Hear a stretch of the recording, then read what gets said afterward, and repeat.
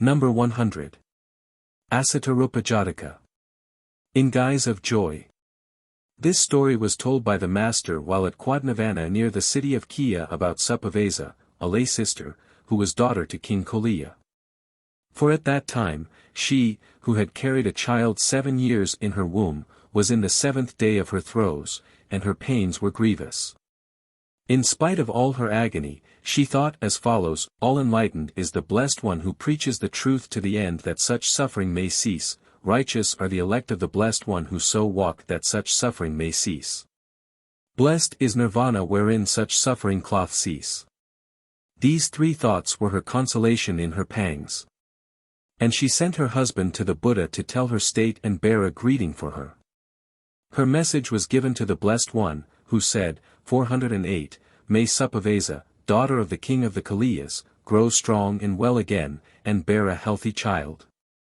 And at the word of the Blessed One, Suppavesa, daughter of the king of the Kaliyas, became well and strong, and bore a healthy child.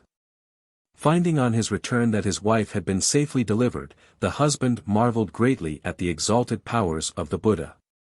Now that her child was born, Suppavesa was eager to show bounty for 7 days to the brotherhood with the Buddha at its head, and sent her husband back to invite them. Now it chanced that at that time the brotherhood with the Buddha at its head had received an invitation from the layman who supported the elder Moggallana the Great. But the master, wishing to gratify Suppavesa's charitable desires, sent to the elder to explain the matter, and with the brotherhood accepted for 7 days the hospitality of Suppavesa. On the 7th day she dressed up her little boy, whose name was Savali, and made him bow before the Buddha and the brotherhood. And when he was brought in due course to Sariputta, the elder in all kindness greeted the infant, saying, Well, Savali, is all well with you? How could it be, sir, said the infant. 7 long years have I had to wallow in blood. Then in joy Suppavesa exclaimed, My child, only 7 days old, is actually discoursing on religion with the apostle Sariputta, the captain of the faith. Would you like another such a child? Asked the master. Yes, sir, said Suppavesa, 7 more, if I could have them like him. In solemn phrase the master gave thanks for Suppavasa's hospitality and departed. At 7 years of age the child Savali gave his heart to the faith and forsook the world to join the brotherhood. At 20 he was admitted a full brother. Righteous was he and won the crown of righteousness which is arahatship, and the earth shouted aloud for joy. So one day the assembled brethren talked with one another in the hall of truth respecting the matter, saying, The elder Savali, who is now so shining a light, was the child of many prayers. 7 long years was he in the womb and 7 days in birth. How great must have been the pains of mother and child! Of what deeds were their pains the fruit? Entering the hall, the master asked the subject of their discourse. Brethren, said he, the righteous Savali, 409, was 7 years in the womb and 7 days in birth, all because of his own past deeds. And similarly Suppavasa's 7 years pregnancy and 7 days travail resulted from her own past deeds. So saying, he told this story of the past. Once on a time when Brahmadatta was reigning in Benares, the Bodhisattva was the child of the queen consort, and grew up and was educated at Takasila, and at his father's death became king and ruled righteously. Now in those days the king of Kosala came up with a great force against Benares and slew the king and bore off his queen to be his own wife. When the king was slain, his son made his escape through the sewer. Afterwards he collected a mighty force and came to Benares. Encamping hard by, he sent a message to the king to either surrender the kingdom or give battle. And the king sent back the answer that he would give battle. But the mother of the young prince, hearing of this, sent a message to her son, saying, There is no need to do battle. Let every approach to the city on every side be invested and barred, till lack of firewood and water and food wears out the people. Then the city will fall into your hands without any fighting. Following his mother's advice, the prince for 7 days invested the city with so close a blockade that the citizens on the 7th day cut off their king's head and brought it to the prince. Then he entered the city and made himself king, and when his life ended he passed away to fare according to his deserts. The result and consequence of his acts in blockading the city for those 7 days was that for 7 years he abode in the womb and was 7 days in birth. But, inasmuch as he had fallen at the feet of the Buddha Pajamatara and had prayed with many gifts that the crown of arahatship might be his. And, inasmuch as, in the days of the Buddha Vipassi, he had offered up the same prayer, he and his townsfolk, with gifts of great price, 410, therefore, by his merit, he won the crown of arahatship. And because Sabbasamharaka sent the message bidding her son take the city by blockade, she was doomed to a 7 years pregnancy and to a 7 days travail. His story ended, the master, as Buddha, repeated these verses. In guise of joy and blessings, sorrow comes. And trouble, sluggards' hearts to overwhelm. And when he had taught this lesson, the master identified the birth by saying, Sivali was the prince who in those days blockaded the city, and became king, Sabbasamharaka was his mother, and I his father, the king of Benares. Number 101. Parosata-Jataka. Far better than 100 fools, though they think hard 100 years unceasingly, is one who, hearing, straightway understands. 411. This story is in all respects analogous to the Parosata-Jataka, no. 99, with the sole difference that think hard is read here. Number 102. Pannika-Jataka. He that should prove. This story was told by the master while at Jetavana, about a lay brother who was a greengrocer in Savatthi and made a living by the sale of various roots and vegetables, and pumpkins, and the like. Now he had a pretty daughter who was as good and virtuous as she was pretty, but was always laughing.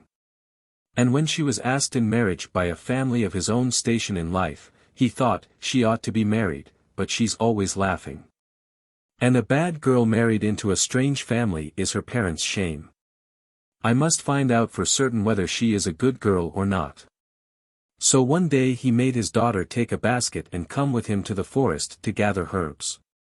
Then to try her, he took her by the hand with whispered words of love. Straightway the girl burst into tears and began to cry out that such a thing would be as monstrous as fire rising out of water, and she besought him to forbear. Then he told her that his only intent was to try her, and asked whether she was virtuous.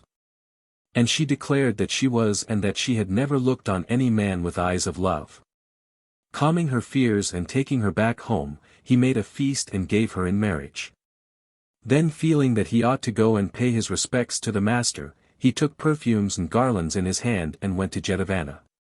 His salutations done and offerings made, he seated himself near the master, who observed that it was a long time since his last coming.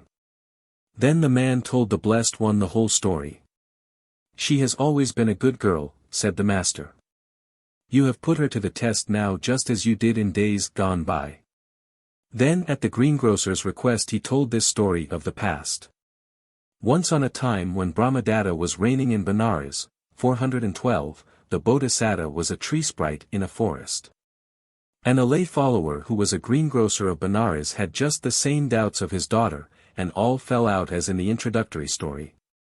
And as her father took hold of her hand the weeping girl repeated these verses. He that should prove my buckler strong. My father, worketh me this wrong. Forlorn in thickest would I cry. My helper proves my enemy. Then her father calmed her fears, and asked whether she was a virgin. And when she declared that she was, he brought her home and made a feast and gave the girl in marriage. His story ended, the master preached the 4 truths, at the close whereof the greengrocer was established in the first path of salvation. Then the faster identified the birth by saying, the father and daughter of today were the father and daughter in the story, and I the tree sprite who witnessed the scene. Note. Cf. number 217. Number 103. Veri-Jataka. If wise, thou lt loiter not. This story was told by the master at Jetavana about Anathapika. For we hear that Anathapika was returning from the village of which he was headman, when he saw robbers on the road. It won't do to loiter by the way, thought he, I must hurry on to Savatthi. So he urged his oxen to speed, 413, and got safely into Savatthi. Next day he went to the monastery and told the master what had befallen him. "Sir," said the master, "in other times too the wise and good espied robbers on the road and hastened without delay to their homes." Then at the merchant's request he told this story of the past. Once on a time when Brahmadatta was reigning in Benares, the Bodhisattva was a rich merchant, who had been to a village to collect his dues and was on his homeward way when he saw robbers on the road. At once he urged his oxen to their topmost speed and reached home in safety. And as he sat on his couch of state after a rich repast, he exclaimed, "I have escaped from the robber's hand to mine own house, where fear dwells not." And in his thankfulness he uttered this stanza. "If wise, thou lt loiter not, mid enemies. A night or two with such brings miseries." So, from the fullness of his heart, spake the Bodhisattva, and after a life of charity and other good deeds he passed away to fare according to his deserts. His story ended, the master identified the birth by saying, "I was the merchant of Benares of those days." Number 104. Mittavinda-Jataka. From 4 to 8. This story was told by the master while at Jetavana, concerning an unruly brother.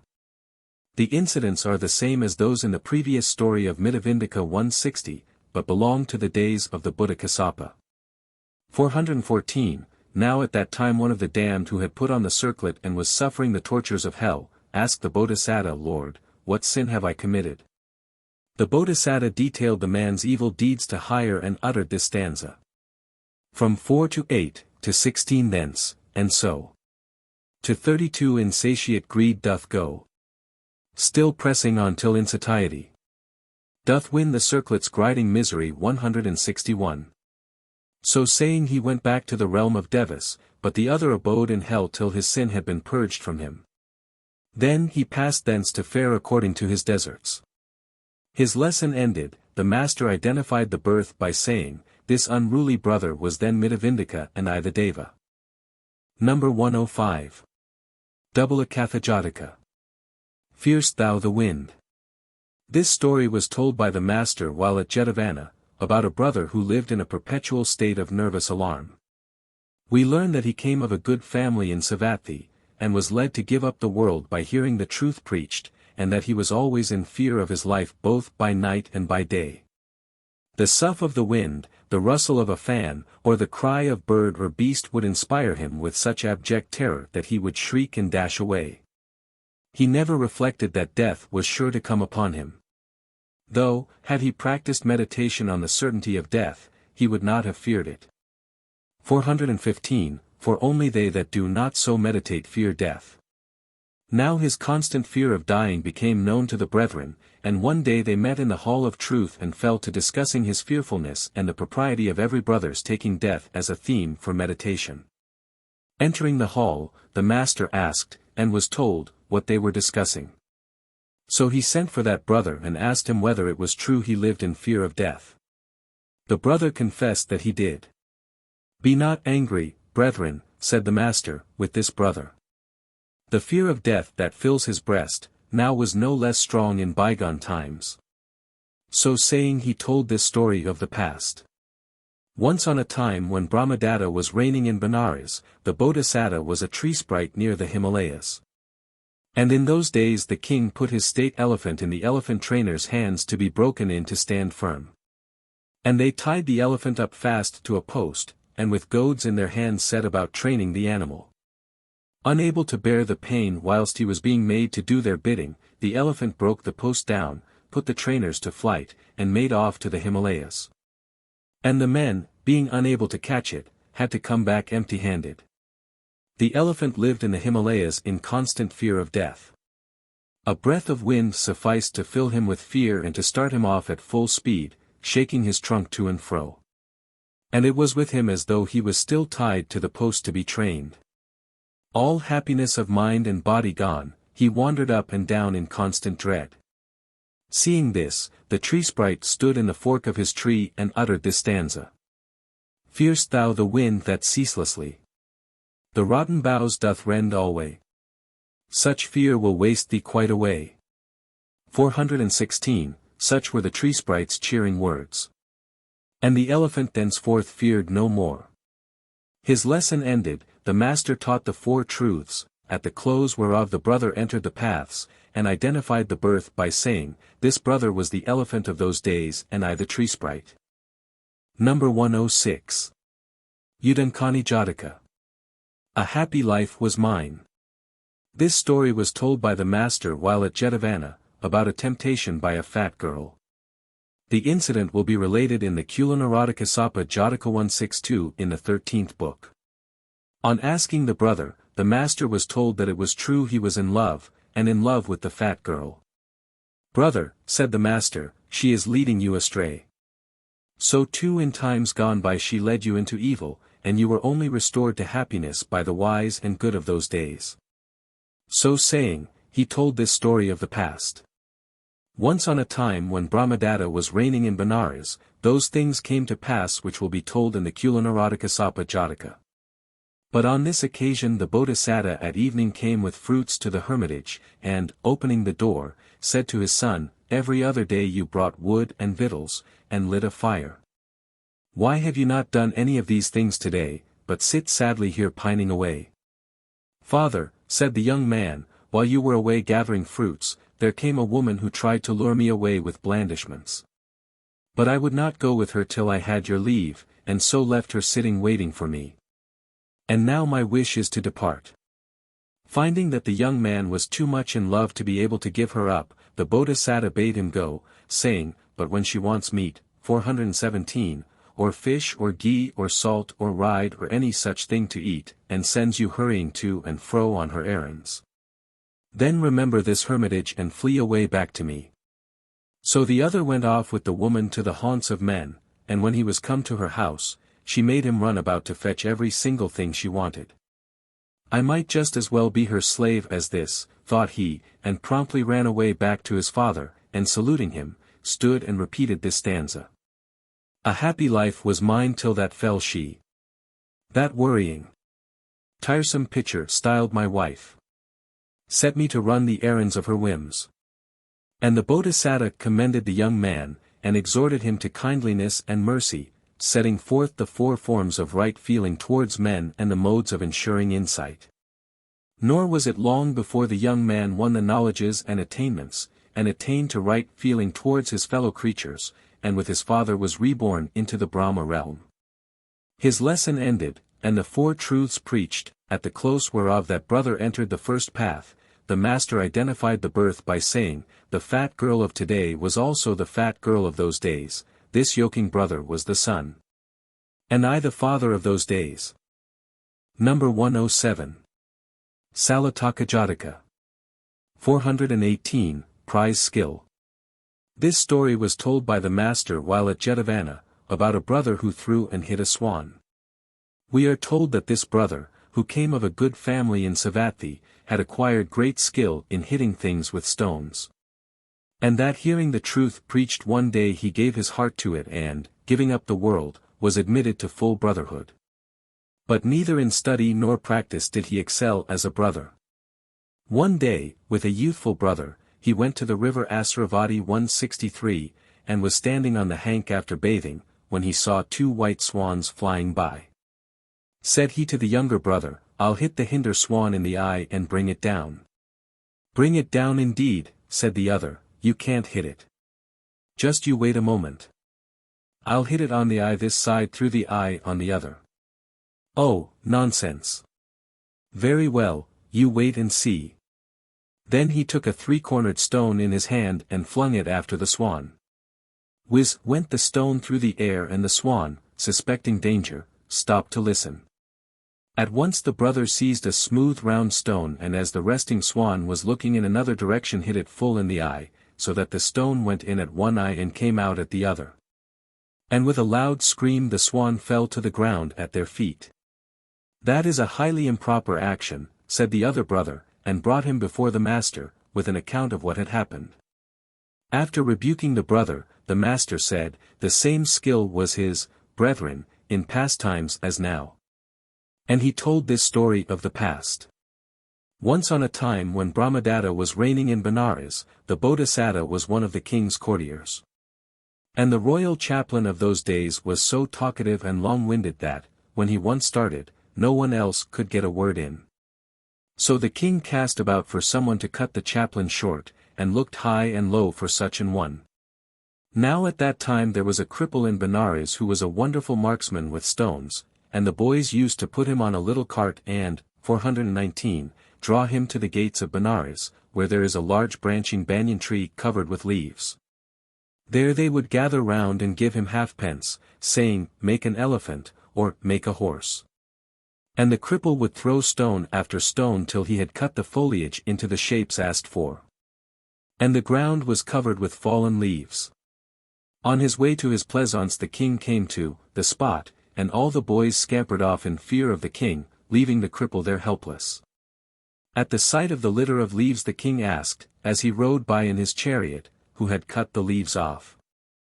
And he was told that the cripple had done it. Thinking that here might be a way to stop the chaplain's mouth, the king asked where the cripple was, and was shown him sitting at the foot of the tree. Then the king had him brought to him and, motioning his retinue to stand apart, said to the cripple, "I have a very talkative chaplain. Do you think you could stop his talking?" "Yes, sire, if I had a pea-shooter full of dry goat's dung," said the cripple. Then the king had him taken to the palace and set with a pea-shooter full of dry goat's dung behind a curtain with a slit in it, facing the chaplain's seat.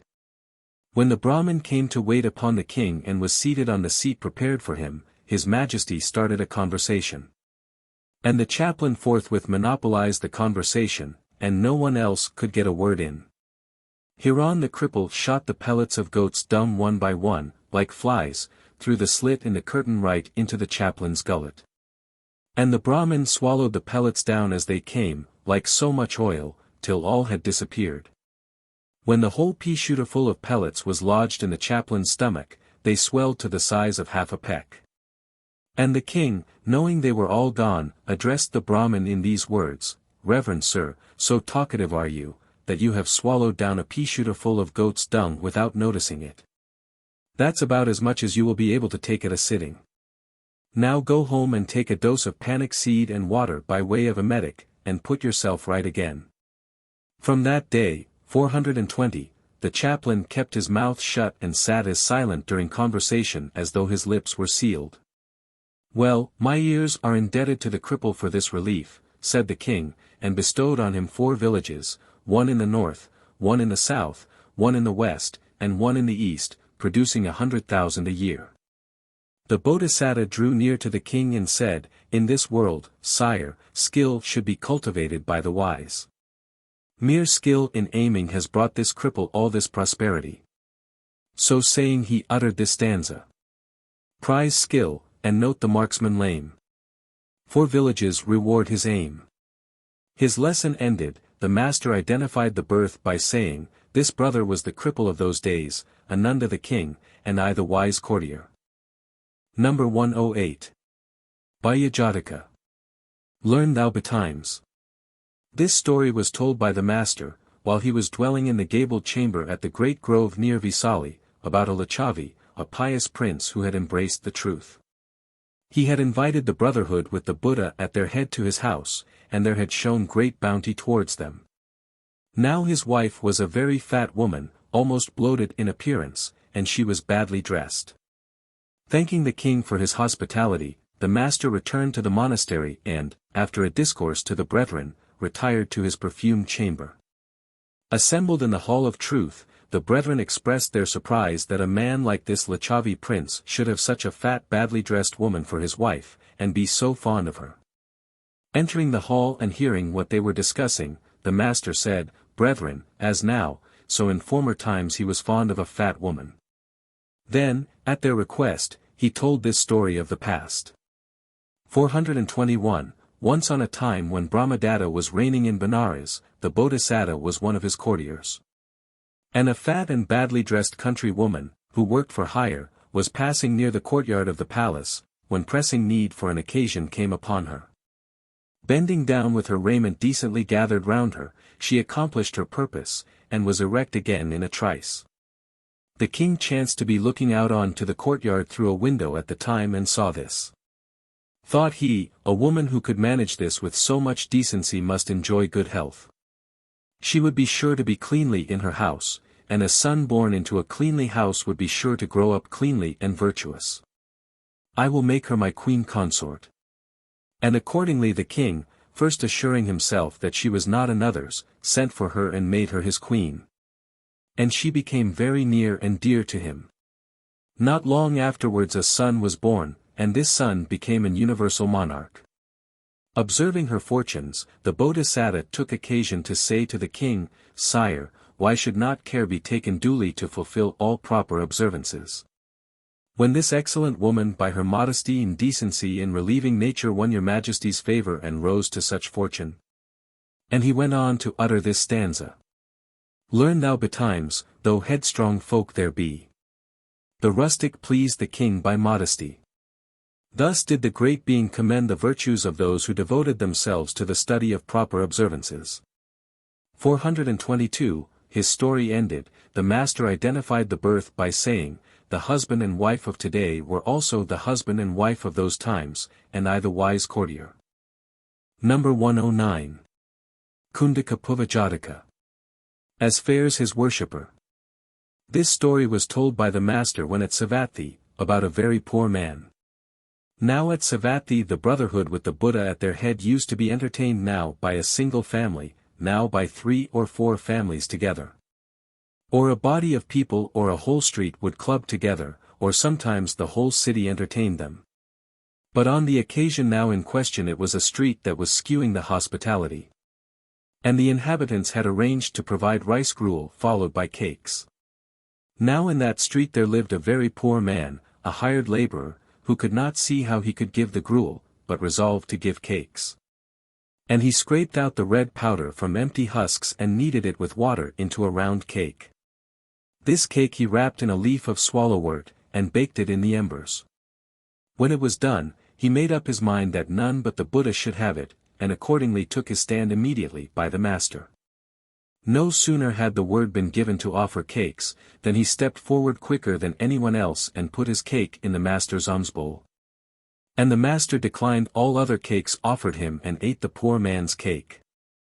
Forthwith the whole city talked of nothing but how the all-enlightened one had not disdained to eat the poor roan's bran cake. And from porters to nobles and king, all classes flocked to the spot, saluted the master, and crowded round the poor man, offering him food, or 200 to 500 pieces of money if he would make over to them the merit of his act. Thinking he had better ask the master first, he went to him and stated his case. Take what they offer, said the master, and impute your righteousness to all living creatures. So the man set to work to collect the offerings.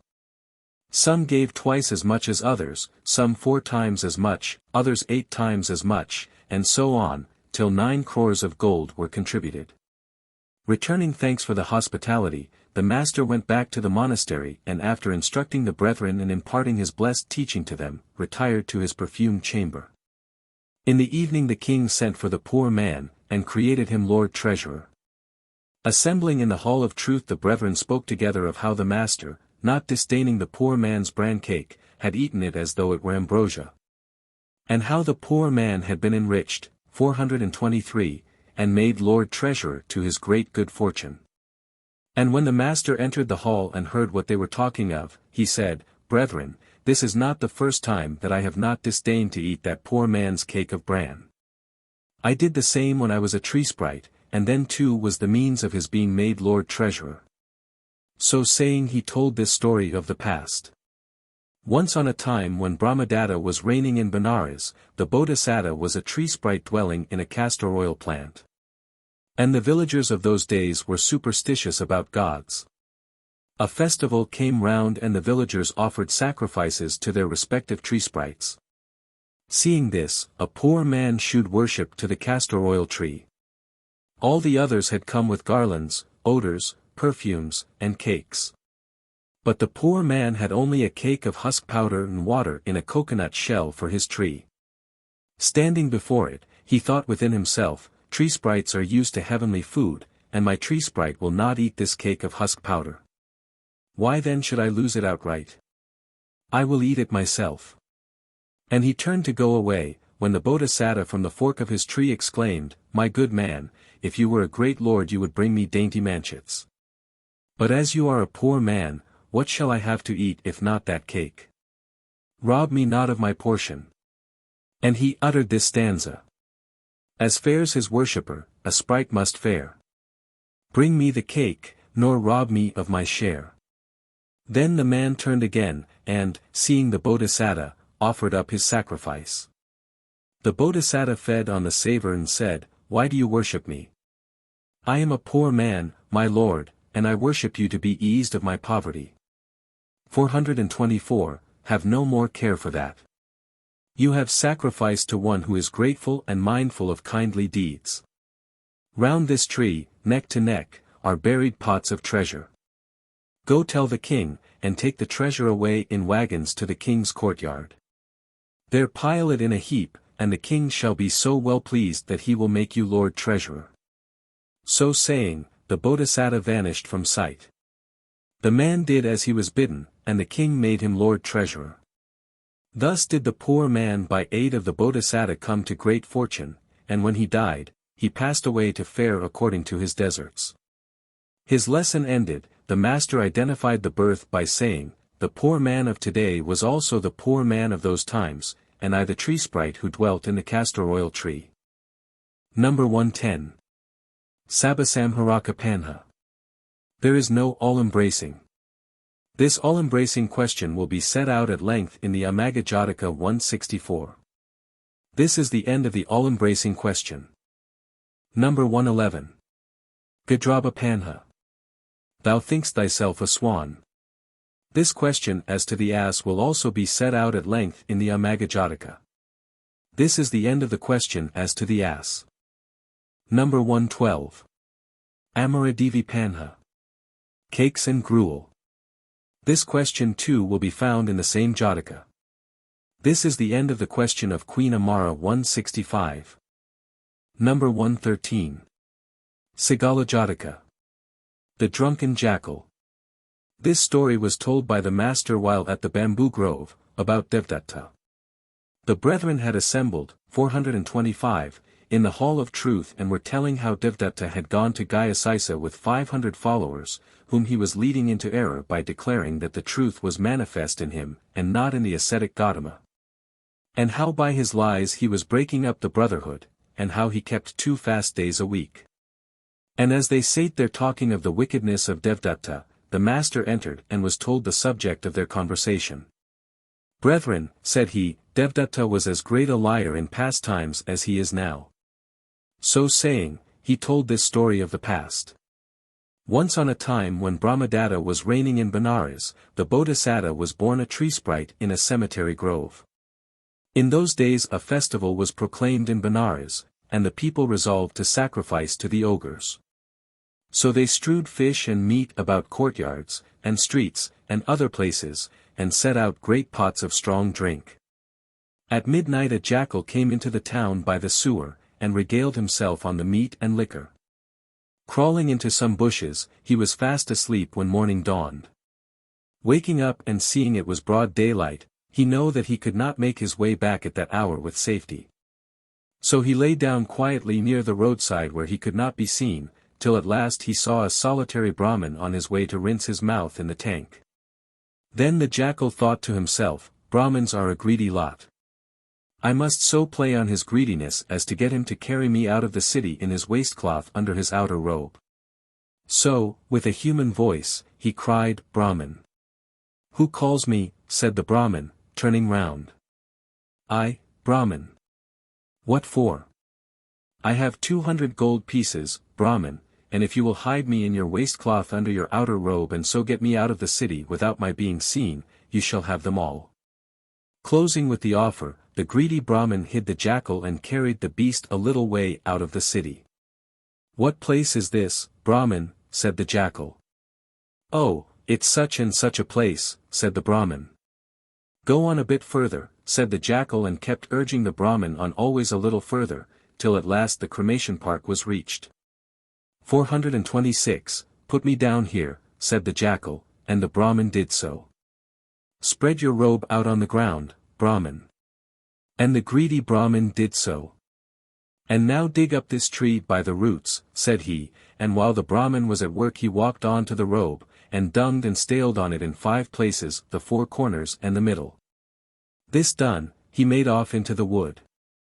Hereon the Bodhisattva, standing in the fork of the tree, uttered this stanza.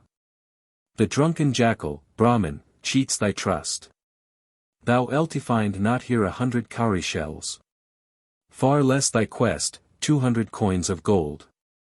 And when he had repeated these verses, the Bodhisattva said to the Brahmin, Go now and wash your robe and bathe, and go about your business. So saying, he vanished from sight, and the Brahmin did as he was bidden, and departed very mortified at having been so tricked.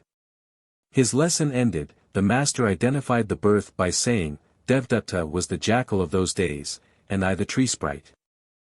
Number 114. Mitacinti-Jataka. They twain in fisher's net. This story was told by the master while at Jetavana, about 2 aged elders. After a rainy season spent in a forest in the country they resolved to seek out the master, and got together provisions for their journey. But they kept putting off their departure day by day, till a month flew by. Then they provided a fresh supply of provisions, and procrastinated till a 2nd month was gone, and a 3rd. When their indolence and sluggishness had lost them 3 months, they set out and came to Jetavana. Laying aside their bowls and robes in the common room, they came into the master's presence. The brethren remarked on the length of the time since the 2 had visited the master, and asked the reason. Then, 427, they told their story and all the brotherhood came to know of the laziness of these indolent brethren. Assembling in the hall of truth the brethren talked together of this thing. And the master entered and was told what they were discussing. Being asked whether they were really so indolent, those brethren admitted their shortcoming.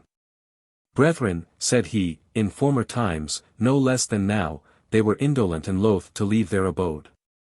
So saying, he told this story of the past. Once on a time when Brahmadatta was reigning in Benares, there lived in the river of Benares 3 fishes, named Over Thoughtful, Thoughtful, and Thoughtless. And they came downstream from the wild country to where men dwelt. Hereupon Thoughtful said to the other 2, This is a dangerous and perilous neighborhood, where fishermen catch fish with nets, basket traps, and such like tackle. Let us be off to the wild country again. But so lazy were the other 2 fishes, and so greedy, that they kept putting off their going from day to day, until they had let 3 months slip by. Now fishermen cast their nets into the river. And Over Thoughtful and Thoughtless were swimming on ahead in quest of food when in their folly they blindly rushed into the net. Thoughtful, who was behind, observed the net, and saw the fate of the other 2. I must save these lazy fools from death, thought he. So first he dodged round the net, and splashed in the water in front of it like a fish that has broken through and gone upstream. And then doubling back, he splashed about behind it, like a fish that has broken through and gone downstream. Seeing this, the fishermen thought the fish had broken the net and all got away. So they pulled it in by one corner and the 2 fishes escaped from the net into the open water again. In this way they owed their lives to Thoughtful. His story told, the master, as Buddha, recited this stanza. 428, They twain in fishers' nets are ta'en. Them Thoughtful saves and frees again. His lesson ended, and the 4 truths expounded, at the close whereof the aged brethren gained fruition of the first path, the master identified the birth by saying, These 2 brethren were then Over Thoughtful and Thoughtless, and I Thoughtful. Number 115. Anusasika-Jataka. The greed-denouncing bird. This story was told by the master while at Jetavana, about a sister who gave a warning to others. For we are told that she came of a good Savatthi family, but that from the day of her entrance into the order she failed of her duty and was filled with a gluttonous spirit, she used to seek alms in quarters of the city unvisited by other sisters. And dainty food was given her there. Now her gluttony made her afraid that other sisters might go there too and take away from her part of the food. Casting about for a device to stop them from going and to keep everything to herself, she warned the other sisters that it was a dangerous quarter, troubled by a fierce elephant, a fierce horse, and a fierce dog. And she besought them not to go there for alms. Accordingly not a single sister gave so much as a look in that direction. Now one day on her way through this district for alms, as she was hurrying into a house there, a fierce ram butted her with such violence as to break her leg. Up ran the people and set her leg and brought her on a litter to the convent of the sisterhood. And all the sisters tauntingly said her broken leg came of her going where she had warned them not to go. Not long after the brotherhood came to hear of this, and one day in the Hall of Truth, 429, the brethren spoke of how this sister had got her leg broken by a fierce ram in a quarter of the city against which she had warned the other sisters. And they condemned her conduct. Entering the hall at this moment, the master asked, and was told, what they were discussing. As now, brethren, said he, so too in a past time she gave warnings which she did not follow herself. And then as now she came to harm. So saying, he told this story of the past.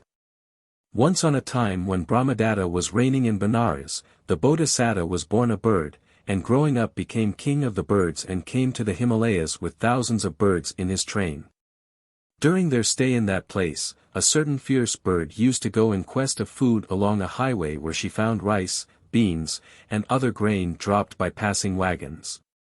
Casting about how best to keep the others from coming thereto, she addressed them as follows: the highway is full of peril.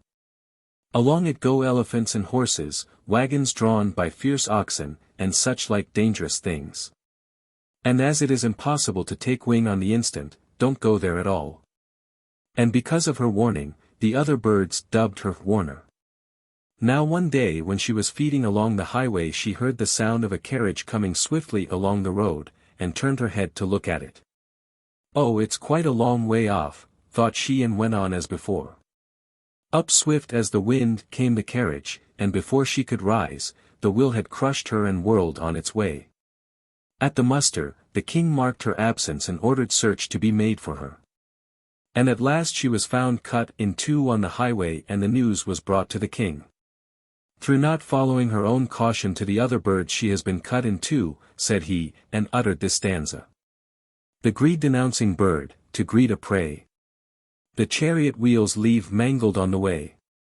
430, his lesson ended, the master identified the birth by saying, the warning sister was the bird warner of those times, and I the king of the birds. Number 116. Dubbaca-Jataka. Too much. This story was told by the master while at Jetavana, about an unruly brother whose own story will be given in the 9th book in the Gija-Jataka 166. The master rebuked him in these words, as now, so in former days wert thou unruly, brother, disregarding the counsels of the wise and good. Wherefore, by a javelin thou didst die. So saying, he told this story of the past. Once on a time when Brahmadatta was reigning in Benares, the Bodhisattva was born into an acrobat's family. When he grew up, he was a very wise and clever fellow. From another acrobat he learned the javelin dance, and with his master used to travel about exhibiting his skill. Now this master of his knew the 4 javelin dance but not the 5. But one day when performing in a certain village, he, being in liquor, had 5 javelins set up in a row and gave out that he would dance through the lot. Said the Bodhisattva, you can't manage all 5 javelins, master. Have one taken away. If you try the 5, you will be run through by the 5th and die. Then you don't know what I can do when I try, said the drunken fellow. And paying no heed to the Bodhisattva's words, he danced through 4 of the javelins only to impale himself on the 5th like the basha flower on its stalk. And there he lay groaning. Said the Bodhisattva, this calamity comes of your disregarding the counsels of the wise and good, and he uttered this stanza. 431, too much though sore against my will you tried. Clearing the 4, upon the 5th you died. So saying, he lifted his master from off the javelin point and duly performed the last offices to his body. His story done, the master identified the birth by saying, this unruly brother was the master of those days, and I the pupil. Number 117. Tittira-Jataka. As died the partridge. This story was told by the master while at Jetavana, about Kokalika, whose story will be found in the 13th book in the Takkariya-Jataka 167. Said the master, as now, brethren, so likewise in former times, Kokalika's tongue has worked his destruction. So saying, he told this story of the past. Once on a time when Brahmadatta was reigning in Benares, the Bodhisattva was born a Brahmin in the north country. When he grew up, he received a complete education at Takasila, and, renouncing lusts, gave up the world to become a hermit. He won the 5 knowledges and the 8 attainments, and all the recluses of the Himalayas to the number of 500 assembled together and followed him as their master. Insight was his as he dwelt amid his disciples in the Himalayas. In those days there was an ascetic suffering from jaundice who was chopping wood with an axe. And a chattering brother came and sat by him, and directed his work, bidding him give here a chop and there a chop, 432, till the jaundiced ascetic lost his temper. In a rage he cried, "Who are you to teach me how to chop wood?" And lifting up his keen-edged axe stretched the other dead with a single blow. And the Bodhisattva had the body buried. Now on an ant-hill hard by the hermitage there dwelt a partridge which early and late was always piping on the top of the ant-hill. Recognizing the note of a partridge, a sportsman killed the bird and took it off with him. Missing the bird's note, the Bodhisattva asked the hermits why they did not hear their neighbor the partridge now. Then they told him what had happened, and he linked the 2 events together in this stanza. As died the partridge for her clamorous cry, so prate and chatter doomed this fool to die. Having developed within himself the 4 perfect states, the Bodhisattva thus became destined to rebirth in the Brahma realm. Said the master, brethren, as now, so likewise in former days Kokalika's tongue has worked his destruction. And at the close of this lesson he identified the birth by saying, Kokalika was the meddling ascetic of those days, my followers the band of hermits, and I their master. Number 118. Vattaka-Jataka. The Thoughtless Man. This story the master told while at Jetavana, about the son of over-treasurer. This over-treasurer is said to have been a very rich man of Savatthi, and his wife became the mother of a righteous being from the realm of Brahma angels, who grew up as lovely as Brahma. 433. Now one day when the Kataka festival had been proclaimed in Savatthi, the whole city gave itself up to the festivities. His companions, sons of other rich men, had all got wives, but over-treasurer's son had lived so long in the Brahma realm that he was purged from passion. His companions plotted together to get him to a sweetheart and make him keep the feast with them. So going to him they said, "Dear friend, it is the great feast of Kataka. Can't we get a sweetheart for you too, and have a good time together?" At last his friends picked out a charming girl and decked her out, and left her at his house, with directions to make her way to his chamber. But when she entered the room, not a look or a word did she get from the young merchant. Piqued at this slight to her beauty, she put forth all her graces and feminine blandishments, smiling meantime so as just to shew her pretty teeth. The sight of her teeth suggested bones, and his mind was filled with the idea of bones, till the girl's whole body seemed to him nothing but a chain of bones. Then he gave her money and bade her begone. But as she came out of the house a nobleman saw her in the street and gave her a present to accompany him home. At the end of 7 days the festival was over, and the girl's mother, seeing her daughter did not come back, went to the young merchant's friends and asked where she was, and they in turn asked the young merchant. And he said he had paid her and sent her packing as soon as he saw her. Then the girl's mother insisted on having her daughter restored to her, and brought the young man before the king, who proceeded to examine into the matter. In answer to the king's questions, the young man admitted that the girl had been passed on to him, but said he had no knowledge of her whereabouts, and no means of producing her. Then said the king, if he fails to produce the girl, execute him. So the young man was forthwith hauled off with his hands tied behind his back to be executed, and the whole city was in an uproar at the news. With hands laid on their breasts the people followed after him with lamentations, saying, "What means this, sir? You suffer unjustly." Then thought the young man, 434, all this sorrow has befallen me because I was living a lay life. If I can only escape this danger, I will give up the world and join the brotherhood of the great Gautama, the all-enlightened one. Now the girl herself heard the uproar and asked what it meant. Being told, she ran swiftly out, crying, "Stand aside, sirs. Let me pass. Let the king's men see me." As soon as she had thus shown herself, she was handed over to her mother by the king's men, who set the young man free and went their way. Surrounded by his friends, the son of over-treasurer went down to the river and bathed. Returning home, he breakfasted and let his parents know his resolve to give up the world. Then taking cloth for his ascetic's robe, and followed by a great crowd, he sought out the master and with due salutation asked to be admitted to the brotherhood. A novice first, and afterwards a full brother, he meditated on the idea of bondage till he gained insight, and not long afterwards won arahatship. Now one day in the hall of truth the assembled brethren talked of his virtues, recalling how in the hour of danger he had recognized the excellence of the truth, and, wisely resolving to give up the world for its sake, had won that highest fruit which is arahatship. And as they talked, the master entered, and, on his asking, was told what was the subject of their converse. Whereon he declared to them that, like the son of over-treasurer, the wise of former times, by taking thought in the hour of peril, had escaped death.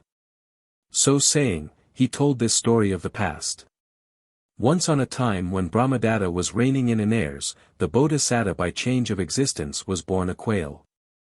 Now in those days there was a quail catcher who used to catch numbers of these birds in the forest and take them home to fatten.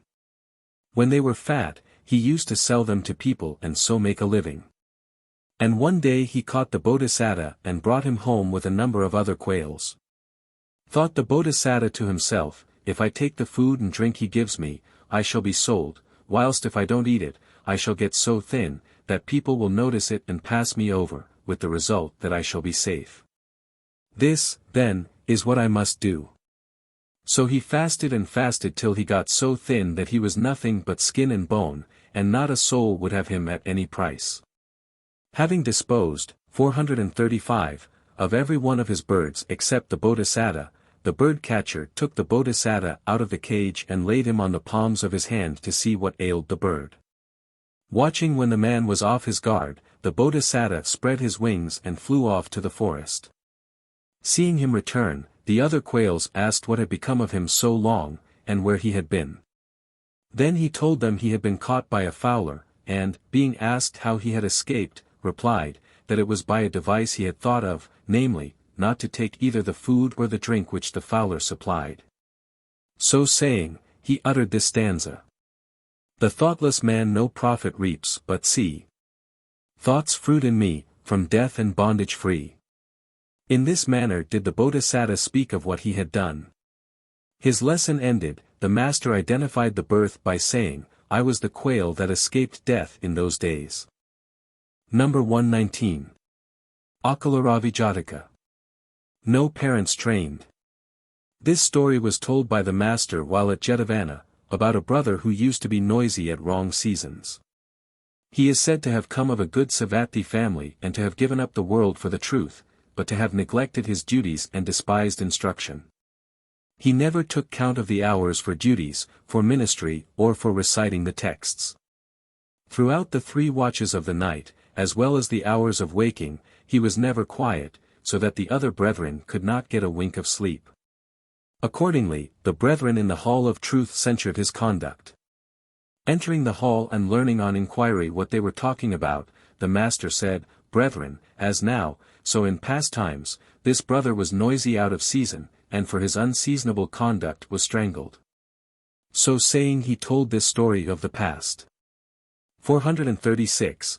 Once on a time when Brahmadatta was reigning in Benares, the Bodhisattva was born into a northern Brahmin family, and when he grew up, learned all knowledge and became a teacher of worldwide fame with 500 young Brahmins studying under him. Now these young Brahmins had a cock who crowed betimes and roused them to their studies. And this cock died. So they looked all about for another, and one of their number, when picking up firewood in the cemetery grove, saw a cock there which he brought home and kept in a coop. But, as this second cock had been bred in a cemetery, he had no knowledge of times and seasons, and used to crow casually at midnight as well as at daybreak. Roused by his crowing at midnight, the young Brahmins fell to their studies. By dawn they were tired out and could not for sleepiness keep their attention on the subject, and when he fell a crowing in broad day they did not get a chance of quiet for repeating their lesson. And as it was the cocks crowing both at midnight and by day which had brought their studies to a standstill, they took the bird and wrung his neck. Then they told their teacher that they had killed the cock that crowed in and out of season.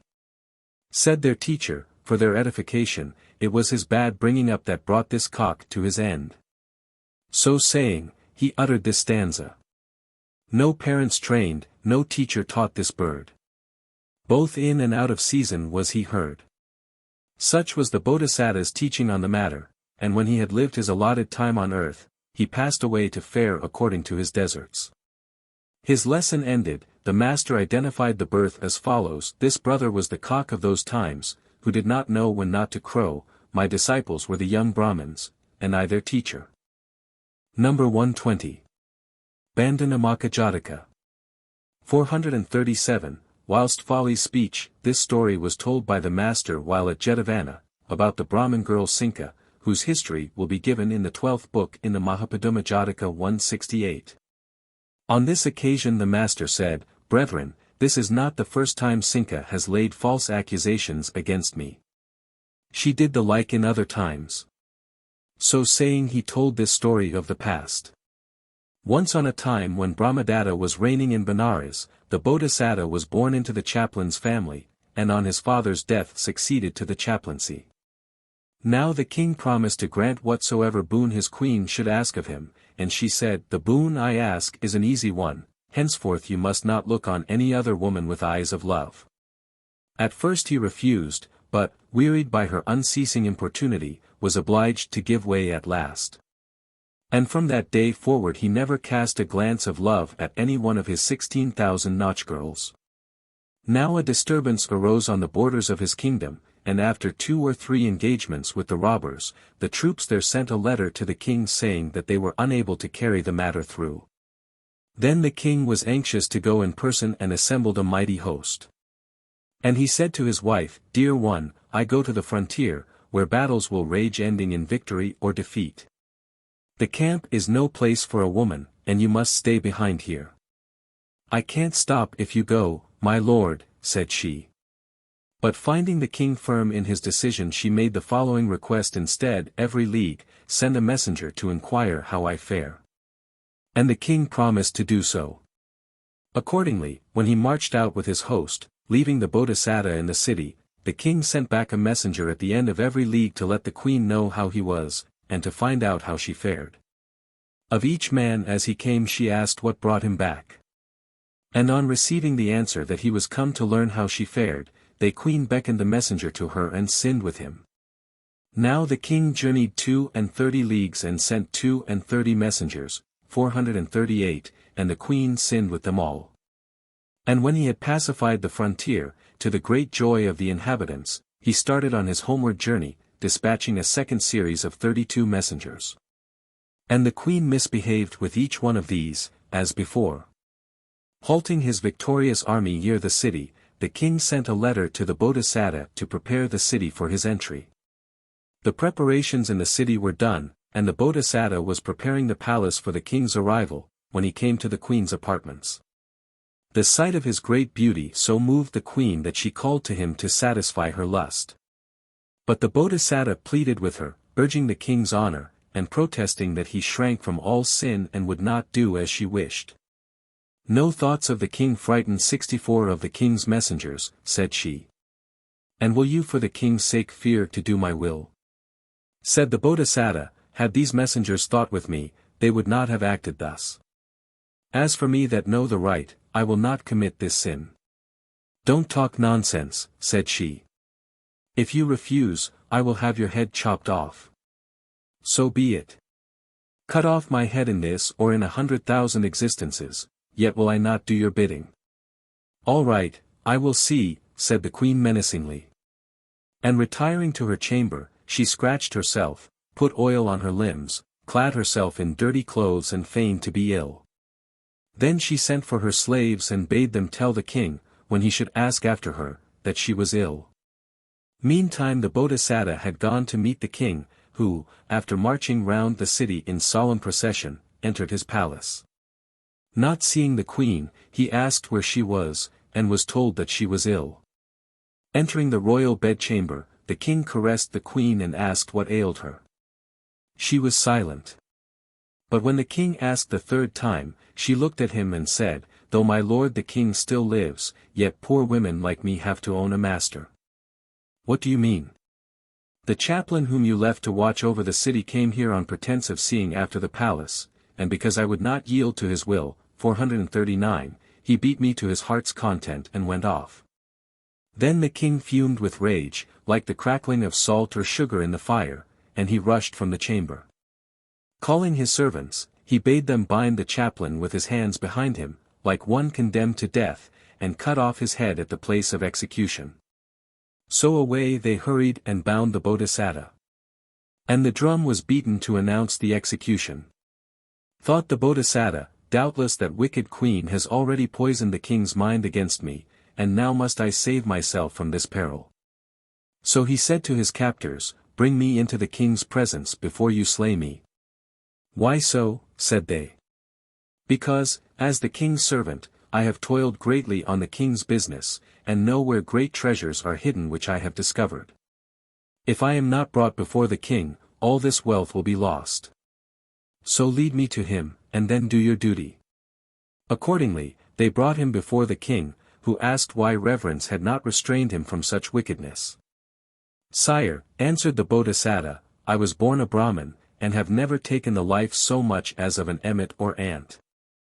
I have never taken what was not my own, even to a blade of grass. Never have I looked with lustful eyes upon another man's wife. Not even in jest have I spoken falsely, and not a drop of strong drink have I ever drunk. Innocent am I, sire. But that wicked woman took me lustfully by the hand, and, being rebuffed, threatened me, nor did she retire to her chamber before she had told me her secret evil-doing. For there were 64 messengers who came with letters from you to the queen. Send for these men and ask each whether he did as the queen bade him or not." Then the king had the 64 men bound and sent for the queen. And she confessed to having had guilty converse with the men. Then the king ordered off all the 64 to be beheaded. But at this point, 440, the Bodhisattva cried out, "Nay, sire, the men are not to blame. For they were constrained by the queen. Wherefore pardon them. And as for the queen, she is not to blame, for the passions of women are insatiate, and she does but act according to her inborn nature. Wherefore, pardon her also, O king." Upon this entreaty the king was merciful, and so the Bodhisattva saved the lives of the queen and the 64 men, and he gave them each a place to dwell in. Then the Bodhisattva came to the king and said, "Sire, the baseless accusations of folly put the wise in unmerited bonds, but the words of the wise released the foolish. Thus folly wrongfully binds, and wisdom sets free from bonds." So saying, he uttered this stanza. "Whilst folly's speech doth bind unrighteously, at wisdom's word the justly bound go free." When he had taught the king the truth in these verses, he exclaimed, "All this trouble sprang from my living a lay life. I must change my mode of life, and crave your permission, sire, to give up the world." And with the king's permission he gave up the world and quitted his tearful relations and his great wealth to become a recluse. His dwelling was in the Himalayas, and there he won the higher knowledges and the attainments and became destined to rebirth in the Brahma realm. His teaching ended, the master identified the birth by saying, "Sinka was the wicked queen of those days, Ananda the king, and I his chaplain." Number 121. Kusanali-Jataka. 441, Let Great and Small. This story was told by the master while at Jetavana, about Anathapika's true friend. For his acquaintances and friends and relations came to him and tried hard to stop his intimacy with a certain man, saying that neither in birth nor wealth was he Anathapika's equal. But the great merchant replied that friendship should not depend on equality or inequality of externals. And when he went off to his zamindari, he put this friend in charge of his wealth. Everything came to pass as in the Jataka 169. But, when in this case Anathapika related the danger his house had been in, the master said, "Layman, a friend rightly so-called is never inferior. The standard is ability to befriend. A friend rightly so-called, though only equal or inferior to oneself, should be held a superior, for all such friends fail not to grapple with trouble which befalls oneself. It is your real friend that has now saved you your wealth." So in days gone by a like real friend saved a sprite's mansion. Then at Anathapika's request, he told this story of the past. Once on a time when Brahmadatta was reigning in Benares, the Bodhisattva was born a sprite in the king's pleasaunce, and dwelt in a clump of kusagrass. Now in the same grounds near the king's seat there grew a beautiful wishing tree, also called the Makaka, with straight stem and spreading branches, which received great favor from the king. Here dwelt one who had been a mighty Deva king and had been reborn a tree sprite. And the Bodhisattva was on terms of intimate friendship with this tree sprite. Now the king's dwelling had only one pillar to support the roof, and that pillar grew shaky. Being told of this, the king sent for carpenters and ordered them to put in a sound pillar and make it secure. So the carpenters, 442, looked about for a tree that would do and, not finding one elsewhere, went to the pleasaunce and saw the Makaka. Then away they went back to the king. "Well," said he, "have you found a tree that will do?" "Yes, sire," said they, "but we don't like to fell it." "Why not?" said the king. Then they told him how they had in vain looked everywhere for a tree and did not dare to cut down the sacred tree. "Go and cut it down," said he, "and make the roof secure.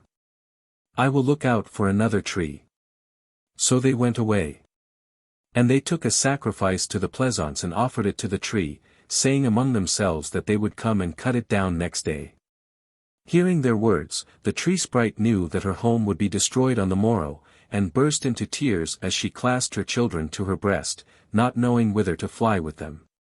Her friends, the spirits of the forest, came and asked what the matter was. But not one of them could devise how to stay the carpenter's hand, and all embraced her with tears and lamentations. At this moment up came the Bodhisattva to call upon the tree sprite and was told the news. "Have no fear," said the Bodhisattva cheerfully. "I will see that the tree is not cut down. Only wait and see what I will do when the carpenters come tomorrow." Next day when the men came, the Bodhisattva, assuming the shape of a chameleon, was at the tree before they were, and got in at the roots and worked his way up till he got out among the branches, making the tree look full of holes. Then the Bodhisattva rested among the boughs with his head rapidly moving to and fro. Up came the carpenters. And at sight of the chameleon their leader struck the tree with his hand, and exclaimed that the tree was rotten and that they didn't look carefully before making their offerings the day before. And off he went full of scorn for the great strong tree. In this way the Bodhisattva saved the tree sprite's home. And when all her friends, 443, and acquaintances came to see her, she joyfully sang the praises of the Bodhisattva, as the savior of her home, saying, "Sprites of the trees, for all our mighty power we knew not what to do. While a humble Kusa sprite had wit to save my home for me. Truly we should choose our friends without considering whether they are superiors, equals, or inferiors, making no distinction of rank. For each according to his strength can help a friend in the hour of need." And she repeated this stanza about friendship and its duties. "Let great and small and equals, all, do each their best, if harm befall. And help a friend in evil plight. As I was helped by Kusa sprite." Thus did she teach the assembled devas, adding these words, "Wherefore, such as would escape from an evil plight must not merely consider whether a man is an equal or a superior, but must make friends of the wise whatsoever their station in life." And she lived her life and with the Kusa sprite finally passed away to fare according to her deserts.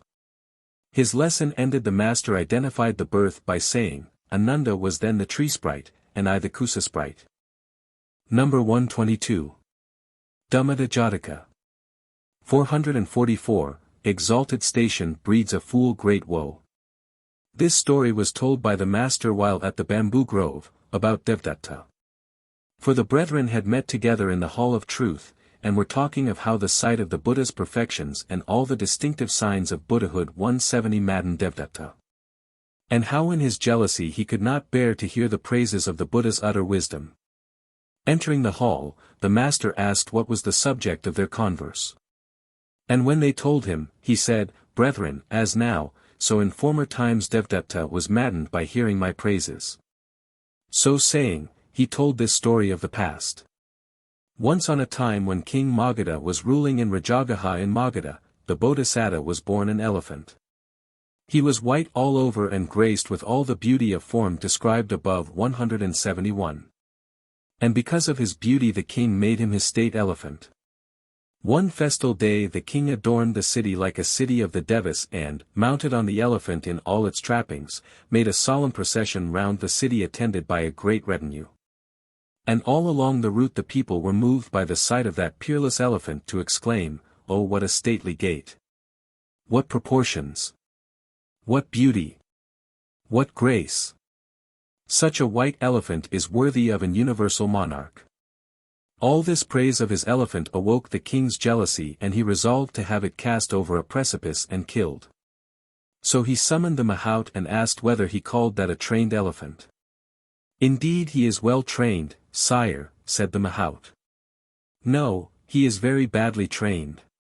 "Sire, he is well trained." 445, If he is so well trained, can you get him to climb to the summit of Mount Vipula? "Yes, sire." "Away with you, then," said the king. And he got down from the elephant, making the mahout mount instead, and went himself to the foot of the mountain, whilst the mahout rode on the elephant's back up to the top of Mount Vipula.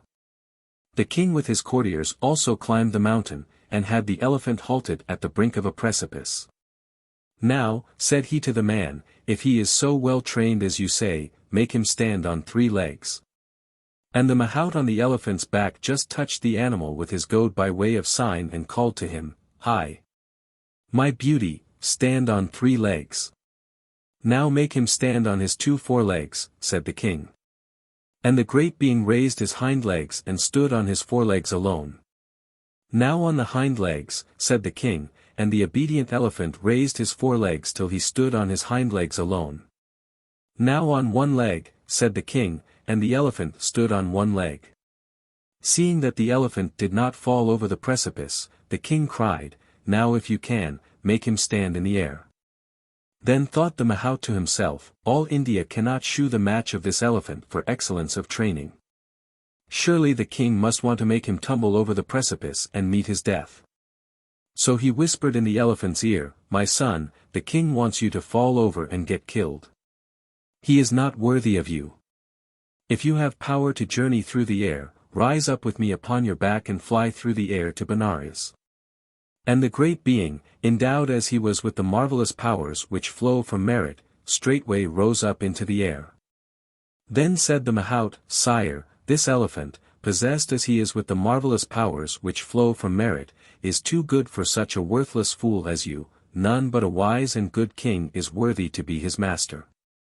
When those who are so worthless as you get an elephant like this, they don't know his value, and so they lose their elephant, and all the rest of their glory and splendor." So saying the mahout, seated on the elephant's neck, recited this stanza. "Exalted station breeds a fool great woe. He proves his own and others' mortal foe." 446, And now, goodbye, said he to the king as he ended this rebuke. And rising in the air, he passed to Benares and halted in mid-air over the royal courtyard. And there was a great stir in the city and all cried out, "Look at the state elephant that has come through the air for our king and is hovering over the royal courtyard."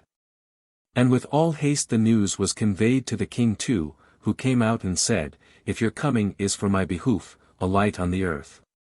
And the Bodhisattva descended from the air. Then the mahout got down and bowed before the king, and in answer to the king's inquiries told the whole story of their leaving Rajagaha. "It was very good of you," said the king, "to come here." And in his joy he had the city decorated and the elephant installed in his state stable. Then he divided his kingdom into 3 portions, and made over one to the Bodhisattva, one to the mahout, and one he kept himself. And his power grew from the day of the Bodhisattva's coming till all India owned his sovereign sway.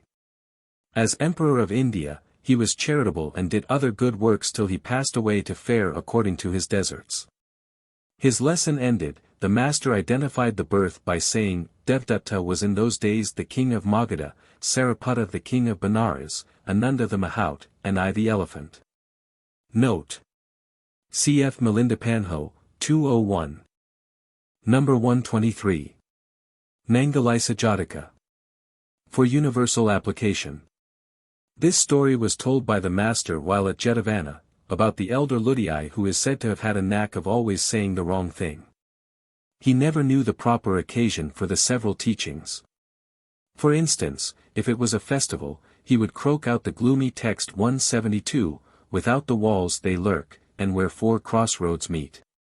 If it was a funeral, he would burst out with, joy filled the hearts of gods and men, or with, oh may you see, 447, 100, nay 1,000 such glad days. Now one day the brethren in the Hall of Truth commented on his singular infelicity of subject and his knack of always saying the wrong thing. As they sat talking, the master entered, and, in answer to his question, was told the subject of their talk. Brethren, said he, this is not the first time that Ludhiai's folly has made him say the wrong thing. He has always been as inept as now. So saying he told this story of the past. Once on a time when Brahmadatta was reigning in Benares, the Bodhisattva was born into a rich Brahmin's family, and when he grew up, was versed in all knowledge and was a world-renowned professor with 500 young Brahmins to instruct. At the time of our story there was among the young Brahmins one who always had foolish notions in his head and always said the wrong thing. He was engaged with the rest in learning the scriptures as a pupil, but because of his folly could not master them. He was the devoted attendant of the Bodhisattva and ministered to him like a slave. Now one day after supper the Bodhisattva laid himself on his bed and there was washed and perfumed by the young Brahmin on hands, feet and back. And as the youth turned to go away, the Bodhisattva said to him, prop up the feet of my bed before you go. And the young Brahmin propped up the feet of the bed on one side all right, but could not find anything to prop it up with on the other side. Accordingly he used his leg as a prop and passed the night so. When the Bodhisattva got up in the morning and saw the young Brahmin, he asked why he was sitting there. Master, said the young man, I could not find one of the bed supports. So I've got my leg under to prop it up instead. Moved at these words, the Bodhisattva thought, what devotion! And to think it should come from the veriest dullard of all my pupils. Yet how can I impart learning to him?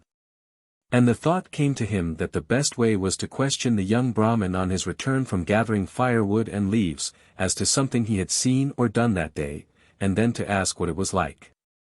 448, for, thought the master, this will lead him on to making comparisons and giving reasons, and the continuous practice of comparing and reasoning on his part will enable me to impart learning to him. Accordingly he sent for the young man and told him always on his return from picking up firewood and leaves to say what he had seen or eaten or drunk. And the young man promised he would.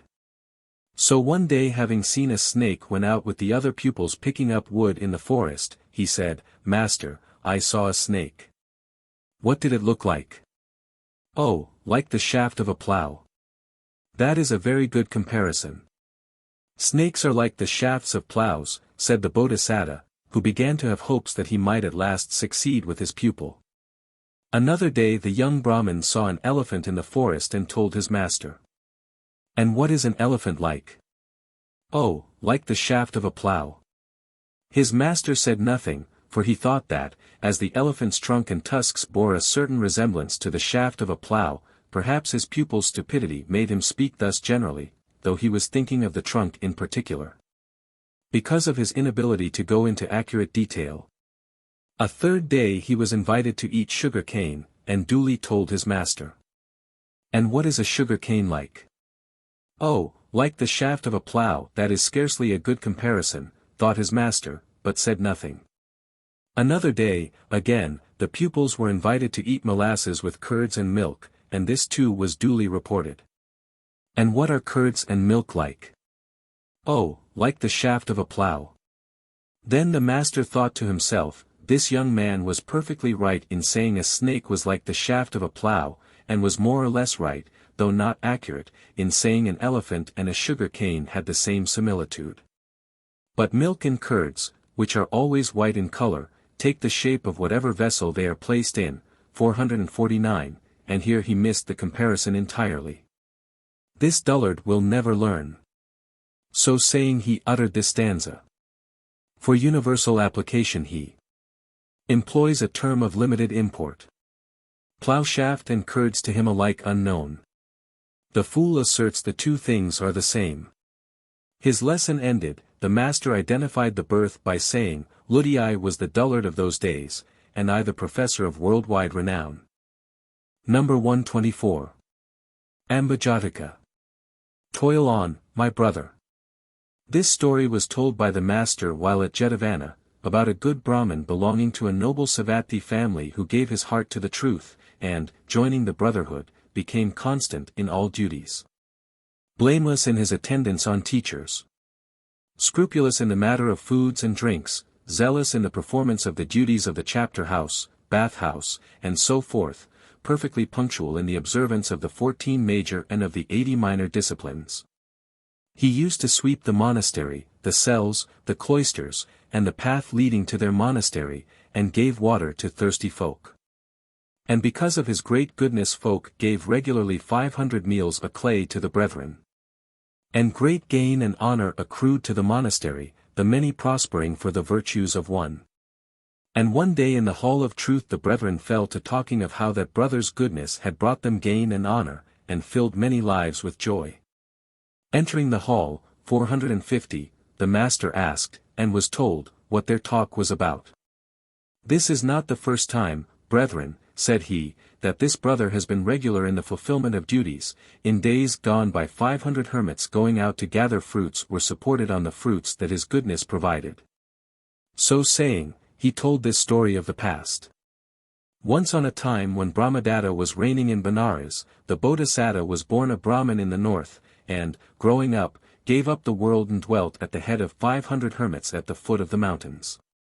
In those days there came a great drought upon the Himalaya country, and everywhere the water was dried up, and sore distress fell upon all beasts. Seeing the poor creatures suffering from thirst, one of the hermits cut down a tree which he hollowed into a trough, and this trough he filled with all the water he could find. In this way he gave the animals to drink. And they came in herds and drank till the hermit had no time left to go and gather fruits for himself. Heedless of his own hunger, he worked away to quench the animals' thirst. Thought they to themselves, so wrapped up is this hermit in ministering to our wants that he leaves himself no time to go in quest of fruits. He must be very hungry. Let us agree that every one of us who comes here to drink must bring such fruits as he can to the hermit. This they agreed to do, every animal that came bringing mangoes or jambus or breadfruits or the like, till their offerings would have filled 250 wagons. And there was food for the whole 500 hermits with abundance to spare. Seeing this, the Bodhisattva exclaimed, thus has one man's goodness been the means of supplying with food all these hermits. Truly, we should always be steadfast in right doing. So saying, he uttered this stanza. Toil on, my brother, still in hope stand fast. Nor let thy courage flag and tire. Forget not him, who by his grievous fast 173 reaped fruits beyond his heart's desire. 451, such was the teaching of the great being to the band of hermits. His lesson ended, the master identified the birth by saying, this brother was the good hermit of those days, and I the hermit's master. Number 125. Katahaka-Jataka. If he mid strangers. This story was told by the master while at Jetavana, about a boastful brother. The introductory story about him is like what has been already related 174. Once on a time when Brahmadatta was reigning in Benares, the Bodhisattva was a rich treasurer, and his wife bore him a son. And the selfsame day a female slave in his house gave birth to a boy, and the two children grew up together. And when the rich man's son was being taught to write, the young slave used to go with his young master's tablets and so learned at the same time to write himself. Next he learned 2 or 3 handicrafts, and grew up to be a fair-spoken and handsome young man, and his name was Kahaka. Being employed as private secretary, he thought to himself, I shall not always be kept at this work. The slightest fault and I shall be beaten, imprisoned, branded, and fed on slaves' fare. On the border there lives a merchant, a friend of my master's. Why should I not go to him with a letter purporting to come from my master, and, passing myself off as my master's son, marry the merchant's daughter and live happily ever afterwards? So he wrote a letter, 452, saying, The bearer of this is my son. It is meet that our houses should be united in marriage, and I would have you give your daughter to this my son and keep the young couple near you for the present. As soon as I can conveniently do so, I will come to you. This letter he sealed with his master's private seal, and came to the border merchants with a well-filled purse, handsome dresses, and perfumes and the like. And with a bow he stood before the merchant. Where do you come from? Said the merchant. From Benares. Who is your father? The treasurer of Benares. And what brings you here? This letter will tell you, said Kahaka, handing it to him. The merchant read the letter and exclaimed, This gives me new life. And in his joy he gave his daughter to Kahaka and set up the young couple, who lived in great style. But Kahaka gave himself airs, and used to find fault with the victuals and the clothes that were brought him, calling them provincial. These misguided provincials, he would say, have no idea of dressing. And as for taste in scents and garlands, they've got none. Missing his slave, the Bodhisattva said, I don't see Kahaka. Where has he gone? Find him. And off went the Bodhisattva's people in quest of him, and searched far and wide till they found him. Then back they came, without Kahaka recognizing them, and told the Bodhisattva. This will never do, said the Bodhisattva on hearing the news. I will go and bring him back. So he asked the king's permission, and departed with a great following. And the tidings spread everywhere that the treasurer was on his way to the borders. Hearing the news, Kahaka fell to thinking of his course of action. He knew that he was the sole reason of the treasurer's coming, and he saw that to run away now was to destroy all chance of returning. So he decided to go to meet the treasurer, and conciliate him by acting as a slave towards him as in the old days. Acting on this plan, he made a point of proclaiming in 453, public on all occasions his disapprobation of the lamentable decay of respect towards parents which shewed itself in children sitting down to meals with their parents, instead of waiting upon them. When my parents take their meals, said Kahaka, I hand the plates and dishes, bring the spittoon, and fetch their fans for them. Such is my invariable practice. And he explained carefully a slave's duty to his master, such as bringing the water, and ministering to him when he retired. And having already schooled folk in general, he had said to his father-in-law shortly before the arrival of the Bodhisattva, I hear that my father is coming to see you.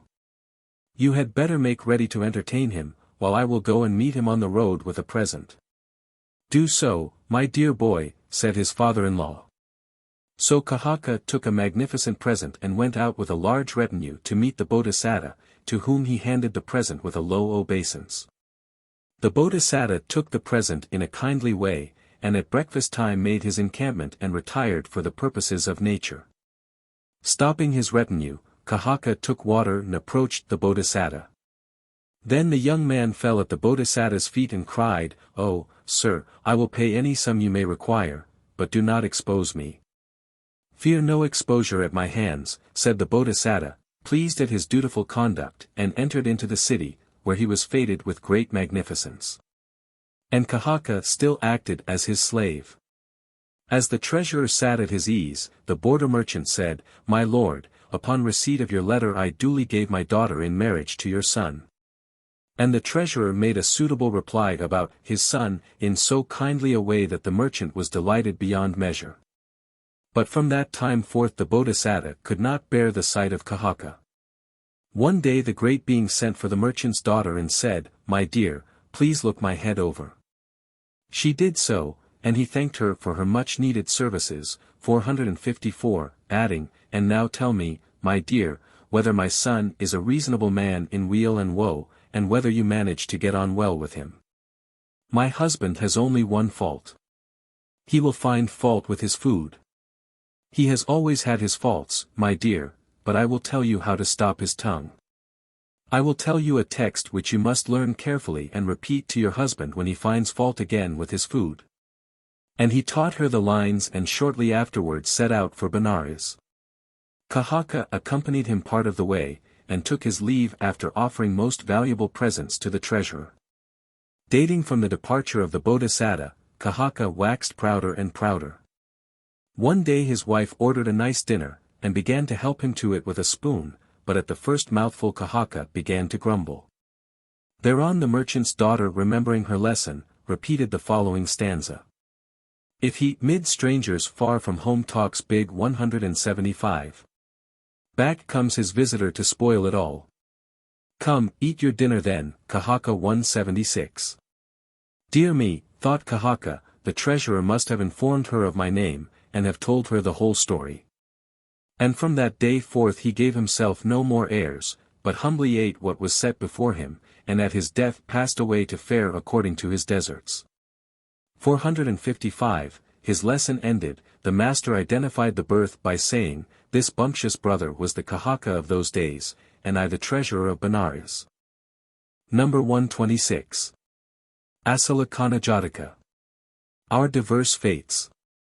This story was told by the master while at Jetavana, about a Brahmin retained by the king of Kosala because of his power of telling whether swords were lucky or not.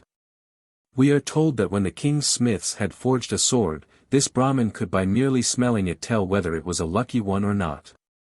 And he made it a rule only to commend the work of those smiths who gave him presents, while he rejected the work of those who did not bribe him. Now a certain smith made a sword and put into the sheath with it some finely ground pepper, and brought it in this state to the king, who at once handed it over to the Brahmin to test. The Brahmin unsheathed the blade and sniffed at it. The pepper got up his nose and made him sneeze, and that so violently that he slit his nose on the edge of the sword. 177. This mishap of the Brahmin came to the brethren's ears, and one day they were talking about it in the hall of truth when the master entered. On learning the subject of their talk, he said, "This is not the first time, brethren, that this Brahmin has slit his nose sniffing swords. The same fate befell him in former days." So saying, he told this story of the past. Once on a time when Brahmadatta was reigning in Benares, he had in his service a Brahmin who professed to tell whether swords were lucky or not, and all came to pass as in the introductory story. And the king called in the surgeons and had him fitted with a false tip to his nose which was cunningly painted for all the world like a real nose, and then the Brahmin resumed his duties again about the king. Now Brahmadatta had no son, only a daughter and a nephew, whom he had brought up under his own eye. And when these two grew up, they fell in love with one another. So the king sent for his counselors and said to them, "My nephew is heir to the throne. If I give him my daughter to wife, he shall be anointed king."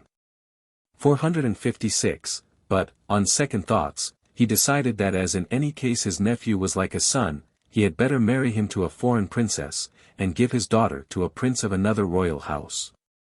For, he thought, this plan would give him more grandchildren and vest in his line the scepters of two several kingdoms. And, after consulting with his counselors, he resolved to separate the two, and they were accordingly made to dwell apart from one another. Now they were 16 years old and very much in love, and the young prince thought of nothing but how to carry off the princess from her father's palace. At last the plan struck him of sending for a wise woman, to whom he gave a pocketful of money. "And what's this for?" said she. Then he told her of his passion, and besought the wise woman to convey him to his dear princess. And she promised him success, and said that she would tell the king that his daughter was under the influence of witchcraft, but that, as the demon had possessed her so long that he was off his guard, she would take the princess one day in a carriage to the cemetery with a strong escort under arms, and there in a magic circle lay the princess on a bed with a dead man under it. And with 108 douches of scented water wash the demon out of her. And when on this pretext I bring the princess to the cemetery, continued the wise woman, mind that you just reached the cemetery before us in your carriage with an armed escort, taking some ground pepper with you. Arrived at the cemetery, you will leave your carriage at the entrance, and dispatch your men to the cemetery grove, while you will yourself go to the top of the mound and lie down as though dead. Then I will come and set up a bed over you on which I will lay the princess. Then will come the time when you must sniff at the pepper till you sneeze 2 or 3 times, and, 457, when you sneeze we will leave the princess and take to our heels. Thereon you and the princess must bathe all over, and you must take her home with you. Capital, said the prince, a most excellent device. So away went the wise woman to the king, and he fell in with her idea, as did the princess when it was explained to her. When the day came, the old woman told the princess their errand, and said to the guards on the road in order to frighten them, listen. Under the bed that I shall set up, there will be a dead man, and that dead man will sneeze. And mark well that, so soon as he has sneezed, he will come out from under the bed and seize on the first person he finds. So be prepared, all of you. Now the prince had already got to the place and got under the bed as had been arranged. Next the crone led off the princess and laid her upon the bed, whispering to her not to be afraid. At once the prince sniffed at the pepper and fell a-sneezing. And scarce had he begun to sneeze before the wise woman left the princess and with a loud scream was off, quicker than ally of them. Not a man stood his ground, one and all they threw away their arms and bolted for dear life. Hereon the prince came forth and bore off the princess to his home, as had been before arranged. And the old woman made her way to the king and told him what had happened. Well, thought the king, I always intended her for him, and they've grown up together like ghee in rice porridge. So he didn't fly into a passion, but in course of time made his nephew king of the land, with his daughter as queen consort. Now the new king kept on in his service the Brahmin who professed to tell the temper of swords, and one day as he stood in the sun, the false tip to the Brahmin's nose got loose and fell off. And there he stood, hanging his head for very shame. Never mind, laughed the king. Sneezing is good for some, but bad for others. One sneeze lost you your nose, 458, whilst I have to thank a sneeze for both my throne and queen. So saying he uttered this stanza. Our diverse fates this moral show. What brings me weal, may work you woe. So spake the king, and after a life spent in charity and other good works, he passed away to fare according to his deserts. In this wise did the master teach the lesson that the world was wrong in thinking things were definitely and absolutely good or bad in all cases alike. Lastly, he identified the birth by saying, the same man that now professes to understand whether swords are lucky or not, professed the same skill in those days, and I was myself the prince who inherited his uncle's kingdom. Number 127. Kundakapuva-Jataka. You vaunt. This story was told by the master once at Jetavana, about a boastful brother. The introductory story and the story of the past in this case are like those of Kahaka related above 178. Kalaka was in this case the name of the slave of the treasurer of Benares. And when he had run away and was living in luxury with the daughter of the border merchant, the treasurer missed him and could not discover his whereabouts. So he sent a young pet parrot to search for the runaway. And off flew the parrot in quest of Kalaka, and searched for him far and wide, till at last the bird came to the town where he dwelt. And just at that very time Kalaka was enjoying himself on the river with his wife in a boat well stocked with dainty fare and with flowers and perfumes. Now the nobles of that land at their water parties make a point of taking milk with a pungent drug to drink, and so escape suffering from cold after their pastime on the water. 459, but when our Kalaka tasted this milk, he hawked and spat it out, and in so doing spat on the head of the merchant's daughter. At this moment up flew the parrot, and saw all this from the bough of a fig tree on the bank. Come, slave Kalaka, cried the bird, remember who and what you are, and don't spit on the head of this young gentlewoman. Know your place, fellow. So saying, he uttered the following stanza. You vaunt your high descent, your high degree. With lying tongue. Though but a bird, I know the truth. You'll soon be caught, you runaway. Scorn not the milk then, slave Kalaka. Recognizing the parrot, Kalaka grew afraid of being exposed, and exclaimed, "Ah! Good master, when did you arrive?" Thought the parrot, it is not friendliness, but a wish to wring my neck, that prompts this kindly interest.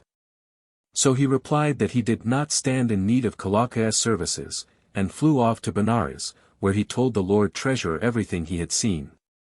"The rascal!" cried the treasurer, and ordered Kalaka to be hauled back to Benares, where he had once more to put up with a slave's fare. His lesson ended, the master identified the birth by saying, "This brother was Kalaka in the story, and I the treasurer of Benares." Number 128. Veri-Jataka. 460, Where Saintliness. This story was told by the master while at Jetavana, about a hypocrite. When the brother's hypocrisy was reported to him, the master said, "This is not the first time he has shown himself a hypocrite, he was just the same in times gone by." So saying, he told this story of the past. Once on a time when Brahmadatta was reigning in Benares, the Bodhisattva was born rat, perfect in wisdom, and as big as a young boar. He had his dwelling in the forest, and many hundreds of other rats owned his sway. Now there was a roving jackal who espied this troop of rats and fell to scheming how to beguile and eat them. And he took up his stand near their home with his face to the sun, snuffing up the wind, and standing on one leg.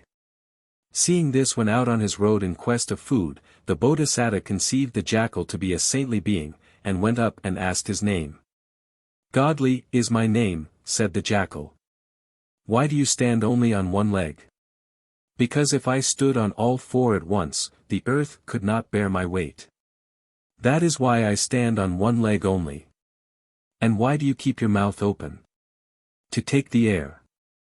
I live on air, it is my only food." "And why do you face the sun?" "To worship him." "What uprightness," thought the Bodhisattva, and thenceforward he made a point of going, attended by the other rats, to pay his respects morning and evening to the saintly jackal. And when the rats were leaving, the jackal seized and devoured the hindermost one of them, wiped his lips, and looked as though nothing had happened. In consequence of this the rats grew fewer and fewer, till they noticed the gaps in their ranks, and wondering why this was so, asked the Bodhisattva the reason. He could not make it out, but suspecting the jackal, 461, resolved to put him to the test. So next day he let the other rats go out first and himself brought up the rear. The jackal made a spring on the Bodhisattva, who, seeing him coming, faced round and cried, "So this is your saintliness, you hypocrite and rascal." And he repeated the following stanza. "Where saintliness is but a cloak, whereby to cozen guileless folk, and screen a villain's treachery. The cat-like nature there we see." 179. So saying, the king of the rats sprang at the jackal's throat and bit his windpipe asunder just under the jaw, so that he died. Back trooped the other rats and gobbled up the body of the jackal with a crunch, crunch, crunch. That is to say, the foremost of them did, for they say there was none left for the last corners. And ever after the rats lived happily in peace and quiet. His lesson ended, the master made the connection by saying, "This hypocritical brother was the jackal of those days, and I the king of the rats." Number 129. Agika-Jataka. 'Twas greed. His story was told by the master while at Jetavana, about another hypocrite. Once on a time when Brahmadatta was reigning in Benares, the Bodhisattva was king of the rats and dwelt in the forest. Now a fire broke out in the forest, and a jackal who could not run away put his head against a tree, 462, and let the flames sweep by him. The fire singed the hair off his body everywhere, and left him perfectly bald, except for a tuft like a scalp knot 180 where the crown of his head was pressed against the tree. Drinking one day in a rocky pool, he caught sight of this top knot reflected in the water. "At last I've got wherewithal to go to market," thought he. Coming in the course of his wanderings in the forest to the rat's cave, he said to himself, "I'll hoodwink those rats and devour them," and with this intent he took up his stand hard by, just as in the foregoing story. On his way out in quest of food, the Bodhisattva observed the jackal and, crediting the beast with virtue and goodness, came to him and asked what his name was. Bharadvaja 181, Votary of the Fire God. Why have you come here? In order to guard you and yours. What will you do to guard us? I know how to count on my fingers, and will count your numbers both morning and evening, so as to be sure that as many came home at night, as went out in the morning. That's how I'll guard you. Then stay, uncle, and watch over us. And accordingly, as the rats were starting in the morning he set about counting them 1, 2, 3, and so again when they came back at night. And every time he counted them, he seized and ate the hindmost. Everything came to pass as in the foregoing story, except that here the king of the rats turned and said to the jackal, It is not sanctity, Bharadvaja, votary of the fire god, but gluttony that has decked your crown with that topknot. So saying, he uttered this stanza. 'Twas greed, not virtue, furnished you this crest. Our dwindling numbers fail to work out right. We've had enough, fire votary, of you. His lesson ended, the master identified the birth by saying, This brother was the jackal of those days, and I the king of the rats. Number 130. Kosiya-Jataka. 463, You may ale or eat. This story was told by the master while at Jetavana, about a woman of Savatthi. She is said to have been the wicked wife of a good and virtuous Brahmin, who was a lay brother. Her nights she spent in gaddying about, whilst by day she did not a stroke of work, but made out to be ill and lay abed groaning. What is the matter with you, my dear, said her husband. Wind troubles me. What can I get for you? Sweets, savories, rich food, rice gruel, boiled rice, oil, and so forth. The obedient husband did as she wished, and toiled like a slave for her. She meantime kept her bed while her husband was about the house. But no sooner saw the door shut on him, than she was in the arms of her paramours. My poor wife doesn't seem to get any better of the wind, thought the Brahmin at last, and betook himself with offerings of perfumes, flowers, and the like, to the master at Jetavana. His obeisance done, he stood before the Blessed One, who asked him why he had been absent so long. Sir, said the Brahmin, I'm told my wife is troubled with the wind, and I toil away to keep her supplied with every conceivable dainty. And now she is stout and her complexion quite clear, but the wind is as troublesome as ever. It is through ministering to my wife that I have not had any time to come here, sir. Said the master, who knew the wife's wickedness, Ah! Brahmin, the wise and good of days gone by taught you how to physic a woman suffering like your wife from so stubborn an ailment. But rebirth has confused your memory so that you forget. So saying, he told the following story of the past. Once upon a time when Brahmadatta was reigning in Benares, the Bodhisattva was born a Brahmin in a very distinguished family. After perfecting his education at Takasila, he became a teacher of worldwide fame in Benares. To him flocked as pupils the young nobles and Brahmins from all the princely and wealthy families. Now a country Brahmin, who had learned from the Bodhisattva the 3 Vedas, and the 18 sciences, and who stopped on in Benares to look after his estate, came 2 or 3 times every day to listen to the Bodhisattva's teachings. 464, and this Brahmin had a wife who was a bad, wicked woman. And everything came to pass as above. When the Brahmin explained how it was that he could not get away to listen to his master's teachings, the Bodhisattva, who knew that the Brahmin's wife was only feigning sickness, thought to himself. I will tell him what physic will cure the creature. So he said to the Brahmin, Get her no more dainties, my son, but collect the stalings of cows and therein souse 5 kinds of fruit and so forth, and let the lot pickle in a new copper pot till the whole savours of the metal. Then take a rope or cord or stick and go to your wife, and tell her plainly she must either swallow the safe cure you have brought her, or else work for her food. And here you will repeat certain lines which I will tell you. If she refuses the remedy, then threaten to let her have a taste of the rope or stick, and to drag her about for a time by the hair, while you pummel her with your fists. You will find that at the mere threat she will be up and about her work. So off went the Brahmin and brought his wife a mess prepared as the Bodhisattva had directed. "Who prescribed this?" said she. "The master," said her husband. "Take it away, I won't have it." "So you won't have it, eh?" said the young Brahmin, taking up the rope end. "Well then, you've either got to swallow down that safe cure or else to work for honest fare." So saying he uttered this stanza. "You may ale or eat, which shall it be? For you can't do both, my Kosiya." 465, terrified by this, the woman Kosiya realized from the moment the master interfered how impossible it was to deceive him, and, getting up, went about her work. And the consciousness that the master knew her wickedness made her repent, and become as good as she had formerly been wicked. So ended the story, and the Brahmin's wife, feeling that the all-enlightened Buddha knew what she was, stood in such awe of him that she sinned no more. His lesson ended, the master identified the birth by saying, "The husband and wife of today were the husband and wife of the story, and I was the master." Number 131. Asampadana-Jataka. If a friend. This story was told by the master while at the bamboo grove, about Devdatta. For at that time the brethren were discussing in the hall of truth the ingratitude of Devdatta and his inability to recognize the master's goodness, when the master himself entered and on inquiry was told the subject of their talk.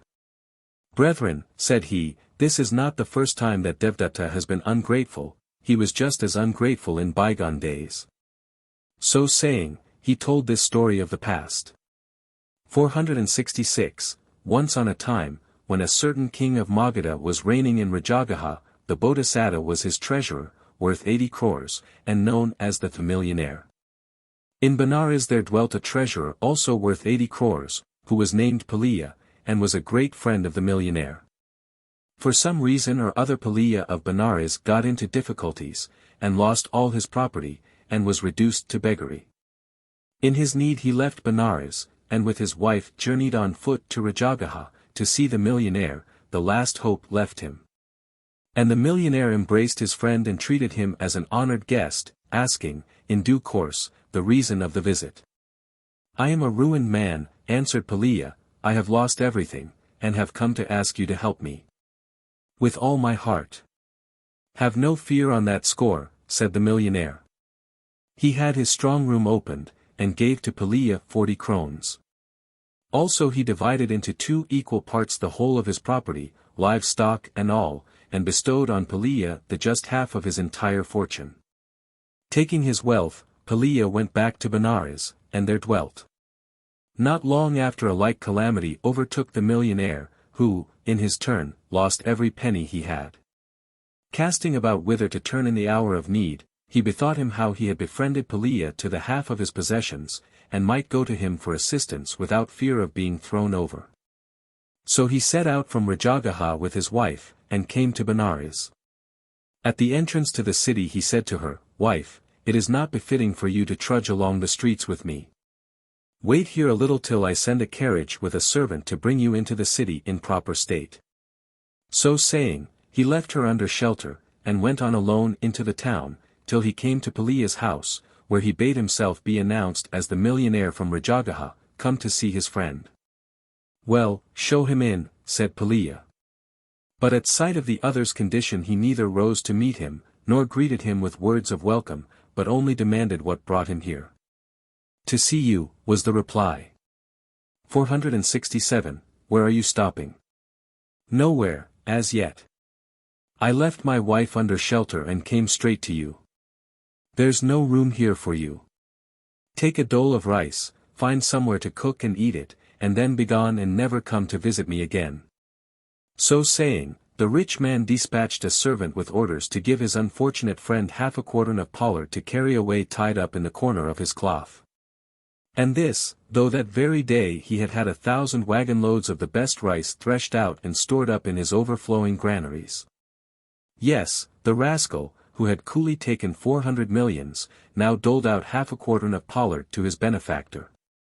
Accordingly, the servant measured out the pollard in a basket, and brought it to the Bodhisattva, who argued within himself whether or no he should take it. And he thought, "This ingrate breaks off our friendship because I am a ruined man. Now, if I refuse his paltry gift, I shall be as bad as he. For the ignoble, who scorn a modest gift, outrage the first idea of friendship. Be it, therefore, mine to fulfill friendship so far as in me lies, by taking his gift of pollard. So he tied up the pollard in the corner of his cloth, and made his way back to where he had housed his wife. "What have you got, dear?" said she. "Our friend Peliya gives us this pollard, and washes his hands of us." "Oh, why did you take it? Is this a fit return for the 40 crores? "Don't cry, dear wife," said the Bodhisattva. "I took it simply because I wanted not to violate the principle of friendship." "Why these tears?" So saying, he uttered this stanza. "If a friend plays the niggard's part, a simpleton is cut to th heart. 468, his dole of pollard I will take. And not for this our friendship break." But still the wife kept on crying. Now, at that moment a farm servant whom the millionaire had given to Peliya was passing by and drew near on hearing the weeping of his former mistress.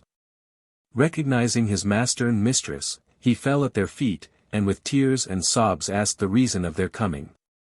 And the Bodhisattva told him their story. "Keep up your spirits," said the man, cheerily. And, taking them to his own dwelling, there made ready perfumed baths, and a meal for them. Then he let the other slaves know that their old master and mistress had come, and after a few days marched them in a body to the king's palace, where they made quite a commotion. The king asked what the matter was, and they told him the whole story. So he sent forthwith for the two, and asked the millionaire whether the report was true that he had given 400 millions to Peliya. "Sir," said he, "when in his need a friend confided in me, and came to seek my aid, I gave him the half, not only of my money, but of my livestock and of everything that I possessed." "Is this so?" said the king to Peliya. "Yes, sire," said he. "And when, in his turn, your benefactor confided in you and sought you out, did you show him honor and hospitality?" Here Peliya was silent.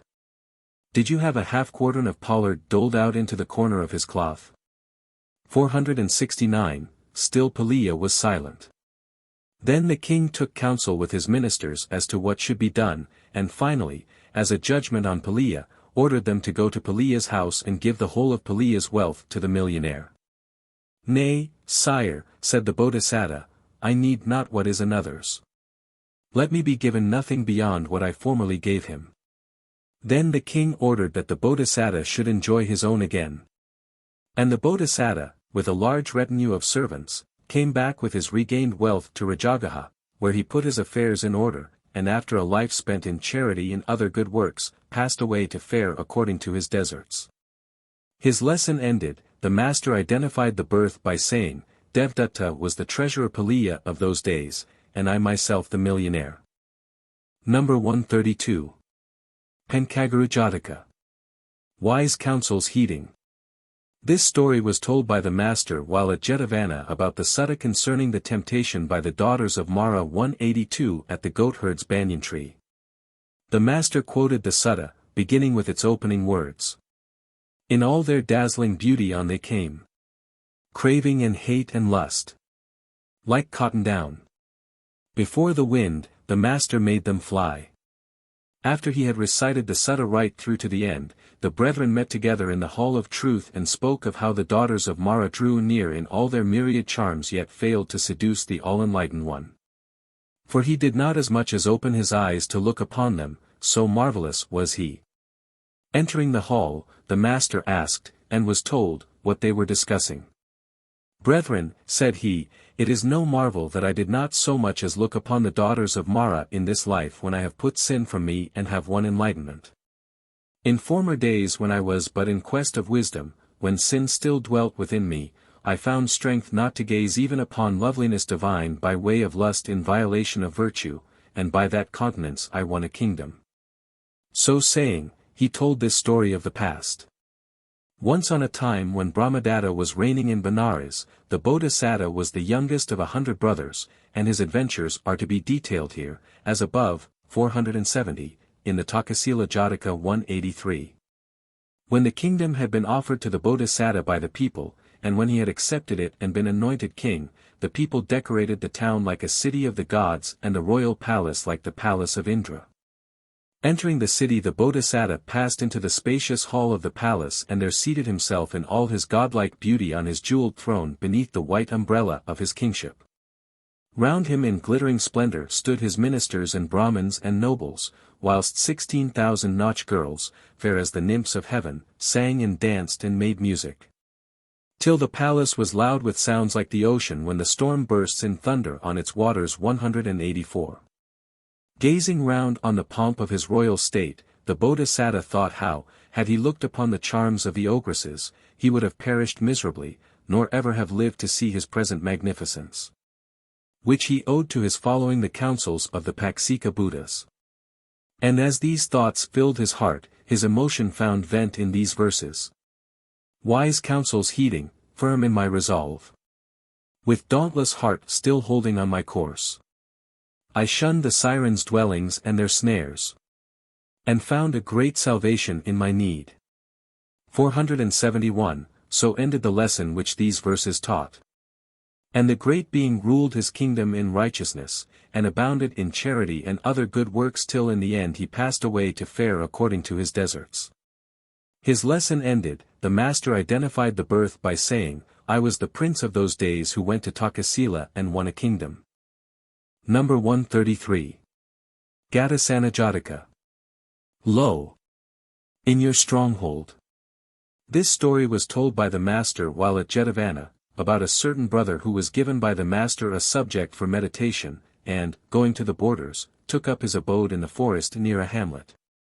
Here he hoped to pass the rainy season, but during the very first month his hut was burnt down whilst he was in the village seeking alms. Feeling the loss of its sheltering roof, he told his lay friends of his misfortune, and they readily undertook to build him another hut. But, in spite of their protestations, 3 months slipped away without its being rebuilt. Having no roof to shelter him, the brother had no success in his meditation. Not even the dawn of the light had been vouchsafed to him when at the close of the rainy season he went back to Jetavana and stood respectfully before the master. In the course of talk the master asked whether the brother's meditation had been successful. Then that brother related from the beginning the good and ill that had befallen him. Said the master, in days gone by, even brute beasts could discern between what was good and what bad for them and so quitted betimes, ere they proved dangerous, the habitations that had sheltered them in happier days. And if beasts were so discerning, how could you fall so far short of them in wisdom? So saying, at that brother's request, the master told this story of the past. Once on a time when Brahmadatta was reigning in Benares, the Bodhisattva was born a bird. When he came to years of discretion, good fortune attended him and he became king of the birds, taking up his abode with his subjects in a giant tree which stretched its leafy branches over the waters of a lake. And all these birds, 472, roosting in the boughs, dropped their dung into the waters below. Now that lake was the abode of Ka, the Naga king, who was enraged by this fouling of his water and resolved to take vengeance on the birds and burn them out. So one night when they were all roosting along the branches, he set to work, and first he made the waters of the lake to boil, then he caused smoke to arise, and thirdly he made flames dart up as high as a palm tree. Seeing the flames shooting up from the water, the Bodhisattva cried to the birds, water is used to quench fire, but here is the water itself on fire. This is no place for us, let us seek a home elsewhere. So saying, he uttered this stanza. Lo! In your stronghold stands the foe. And fire doth water burn. So from your tree make haste to go. Let trust to trembling turn. And hereupon the Bodhisattva flew off with such of the birds as followed his advice. But the disobedient birds, who stopped behind, all perished. His lesson ended, the master preached the 4 truths, at the close whereof that brother won arahatship, and identified the birth by saying, the loyal and obedient birds of those days are now become my disciples. And I myself was then the king of the birds. Number 134. Jataka. 473, with conscious. This story was told by the master while at Jetavana, about the interpretation by Sariputta, captain of the faith, at the gate of Sakasa town, of a problem tersely propounded by the master. And the following was the story of the past he then told. Once on a time when Brahmadatta was reigning in Benares, and the Bodhisattva, as he expired in his forest home, exclaimed, neither conscious nor unconscious. And the recluses did not believe the interpretation which the Bodhisattva's chief disciple gave of the master's words. Back came the Bodhisattva from the radiant realm, and from mid-air recited this stanza. With conscious, with unconscious, too, dwells sorrow. Either ill eschew. Pure bliss, from all corruption free. Springs but from insight's ecstasy. His lesson ended, the Bodhisattva praised his disciple and went back to the Brahma realm. Then the rest of the recluses believed the chief disciple. His lesson taught, the master identified the birth by saying, in those days Sariputta was the chief disciple, and I Mahabrahma. Number 135. Gadrabha-Jataka. 474, who sagely meditates. This story too was told by the master while at Jetavana about the interpretation of a problem by the elder Sariputta at the gate of Sakasa. Once on a time when Brahmadatta was reigning in Benares, the Bodhisattva, as he expired in his forest home, answered his disciples' inquiries with the words moonlight and sunlight. With these words he died and passed to the radiant realm. Now when the chief disciple interpreted the master's words his fellows did not believe him. Then back came the Bodhisattva and from mid-air recited this stanza. Who sagely meditates on sun and moon shall win, when reason unto ecstasy gives place, his afterlot in radiant realms 185. Such was the Bodhisattva's teaching, and, first praising his disciple, he went his way back to the Brahma realm. His lesson ended, the master identified the birth by saying, Sariputta was the chief disciple of those days, and I Mahabrahma. Number 136. Savannahamsa-Jataka. Contented be. This story was told by the master about a sister named Fat Nanda. A lay brother at Savatthi had offered the sisterhood a supply of garlic, and, sending for his bailiff, had given orders that, if they should come, each sister was to receive 2 or 3 handfuls. After that they made a practice, 475, of coming to his house or field for their garlic. Now one holiday the supply of garlic in the house ran out, and the sister Fat Nanda, coming with others to the house, was told, when she said she wanted some garlic, that there was none left in the house, it had all been used up out of hand. And that she must go to the field for it. So away to the field she went and carried off an excessive amount of garlic. The bailiff grew angry and remarked what a greedy lot these sisters were. This piqued the more moderate sisters. And the brethren too were piqued at the taunt when the sisters repeated it to them, and they told the Blessed One. Rebuking the greed of Fat Nanda, the master said, Brethren, a greedy person is harsh and unkind even to the mother who bore him. A greedy person cannot convert the unconverted, or make the converted grow in grace, or cause alms to come in, or save them when come in, whereas the moderate person can do all these things. In such wise did the master point the moral, ending by saying, Brethren, as Fat Nanda is greedy now, so she was greedy in times gone by. And thereupon he told the following story of the past. Once upon a time when Brahmadatta was reigning in Benares, the Bodhisattva was born a Brahmin, and growing up was married to a bride of his own rank, who bore him 3 daughters named Nanda, Nandavati and Sundari-Nanda. The Bodhisattva dying, they were taken in by neighbors and friends, whilst he was born again into the world as a golden mallard endowed with consciousness of its former existences. Growing up, the bird viewed its own magnificent size and golden plumage, and remembered that previously it had been a human being. Discovering that his wife and daughters were living on the charity of others, the mallard bethought him of his plumage like hammered and beaten gold and how by giving them a golden feather at a time he could enable his wife and daughters to live in comfort. So away he flew to where they dwelt and alighted on the top of the central beam of the roof. Seeing the Bodhisattva, 476, the wife and girls asked where he had come from. And he told them that he was their father who had died and been born a golden mallard, and that he had come to visit them and put an end to their miserable necessity of working for hire. "You shall have my feathers," said he, "one by one, and they will sell for enough to keep you all in ease and comfort." So saying, he gave them one of his feathers and departed. And from time to time he returned to give them another feather, and with the proceeds of their sale these Brahmin women grew prosperous and quite well-to-do. But one day the mother said to her daughters, "There's no trusting animals, my children. Who's to say your father might not go away one of these days and never come back again?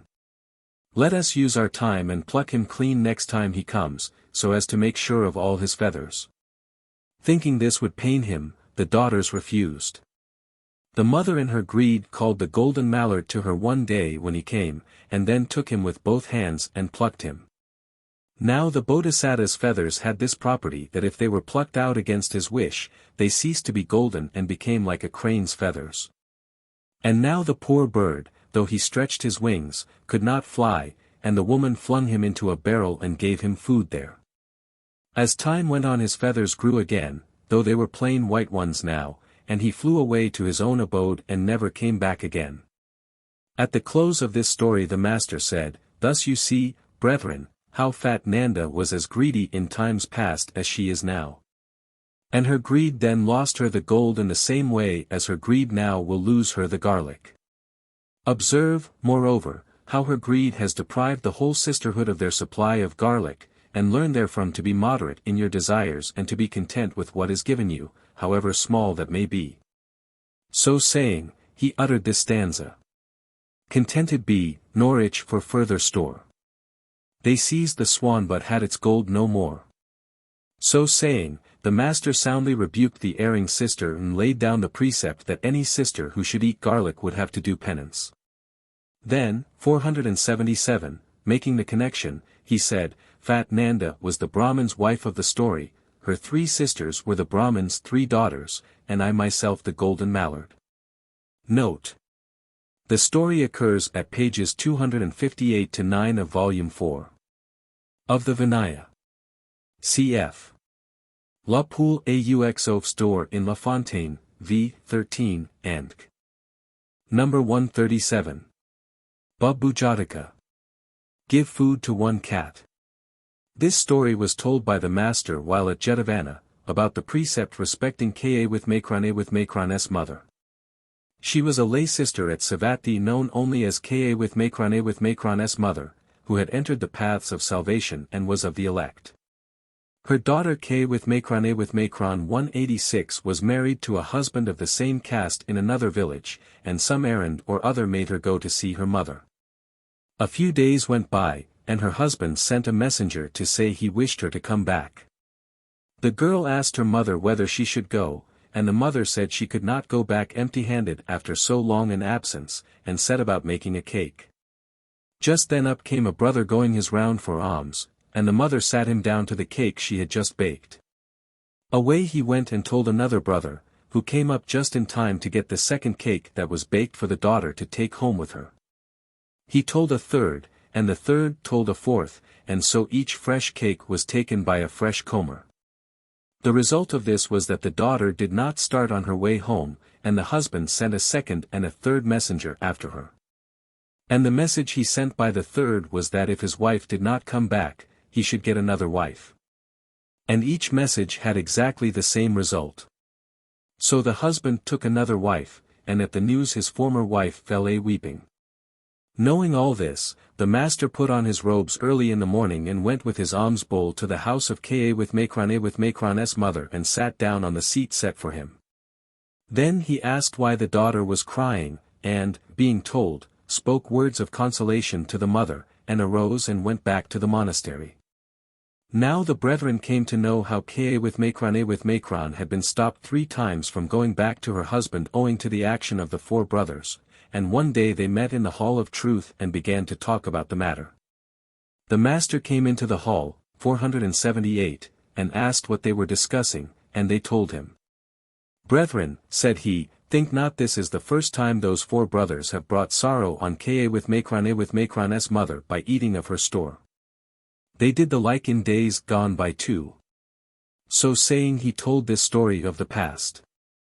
Once on a time when Brahmadatta was reigning in Benares, the Bodhisattva was born a stone cutter, and growing up became expert in working stones. Now in the Kasi country there dwelt a very rich merchant who had amassed 40 crores in gold. And when his wife died, so strong was her love of money that she was reborn a mouse and dwelt over the treasure. And one by one the whole family died, including the merchant himself. Likewise the village became deserted and forlorn. At the time of our story the Bodhisattva was quarrying and shaping stones on the site of this deserted village. And the mouse used often to see him as she ran about to find food. At last she fell in love with him, and, bethinking her how the secret of all her vast wealth would die with her, she conceived the idea of enjoying it with him. So one day she came to the Bodhisattva with a coin in her mouth. Seeing this, he spoke to her kindly, and said, "Mother, what has brought you here with this coin? It is for you to lay out for yourself, and to buy meat with for me as well, my son." Nowise loath, he took the money and spent a halfpenny of it on meat which he brought to the mouse, who departed and ate to her heart's content. And this went on, the mouse giving the Bodhisattva a coin every day, and he in return supplying her with meat. But it fell out one day that the mouse was caught by a cat. "Don't kill me," said the mouse. "Why not?" said the cat. "I'm as hungry as can be, and really must kill you to allay the pangs. First, tell me whether you're always hungry, or only hungry today." "Oh, every day finds me hungry again." "Well then, if this be so, I will find you always in meat."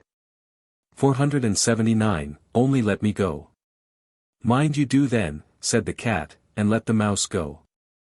As a consequence of this the mouse had to divide the supplies of meat she got from the Bodhisattva into 2 portions and gave 1/2 to the cat, keeping the other for herself. Now, as luck would have it, the same mouse was caught another day by a second cat and had to purchase her release on the same terms. So now the daily food was divided into 3 portions. And when a third cat caught the mouse and a like arrangement had to be made, the supply was divided into 4 portions. And later a 4th cat caught her, and the food had to be divided among 5, so that the mouse, reduced to such short commons, grew so thin as to be nothing but skin and bone. Remarking how emaciated his friend was getting, the Bodhisattva asked the reason. Then the mouse told him all that had befallen her. "Why didn't you tell me all this before?" said the Bodhisattva. "Cheer up, I'll help you out of your troubles." So he took a block of the purest crystal and scooped out a cavity in it and made the mouse get inside. "Now stop there," said he, "and don't fail to fiercely threaten and revile all who come near." So the mouse crept into the crystal cell and waited. Up came one of the cats and demanded his meat. "Away, vile grimalkin," said the mouse, "why should I supply you? Go home and eat your kittens." Infuriated at these words, and never suspecting the mouse to be inside the crystal, the cat sprang at the mouse to eat her up, and so furious was its spring that it broke the walls of its chest and its eyes started from its head. So that cat died and its carcass tumbled down out of sight. And the like fate in turn befell all 4 cats. And ever after the grateful mouse brought the Bodhisattva 2 or 3 coins instead of 1 as before, and by degrees she thus gave him the whole of the hoard. In unbroken friendship the 2 lived together, till their lives ended and they passed away to fare according to their deserts. The story told, the boaster, as Buddha, uttered this stanza, 480. Give food to 1 cat, number 2 appears. A 3rd and 4th succeed in fruitful line. Witness the 4 that by the crystal died. His lesson ended, the master identified the birth by saying, these 4 brethren were the 4 cats of those days, K with Macron's mother was the mouse, and I the stone cutter. Note. See Vinaya 4. 79 for the introductory story. Number 138. Gadrabha-Jataka. With matted hair. This story was told by the boaster while at Jetavana, about a hypocrite. The incidents were like those above related 187. Once on a time when Brahmadatta was reigning in Benares, the Bodhisattva was born a lizard. And in a but hard by a village on the borders there lived a rigid ascetic who had attained the 5 knowledges, and was treated with great respect by the villagers. In an ant-hill at the end of the walk where the recluse paced up and down, dwelt the Bodhisattva, and twice or thrice each day he would go to the recluse and hear words of edification and holiness. Then with due obeisance to the good man, the Bodhisattva would depart to his own abode. After a certain time the ascetic bade farewell to the villagers and went away. In his stead there came another ascetic, a rascally fellow, to dwell in the hermitage. Assuming the holiness of the newcomer, the Bodhisattva acted towards him as to the first ascetic. One day an unexpected storm in the dry season brought out the ants on their hills 188, and the lizards, coming abroad to eat them, were caught in great numbers, 481, by the village folk. And some were served up with vinegar and sugar for the ascetic to eat. Pleased with so savory a dish, he asked what it was, and learned that it was a dish of lizards. Hereon he reflected that he had a remarkably fine lizard as his neighbor, and resolved to dine off him.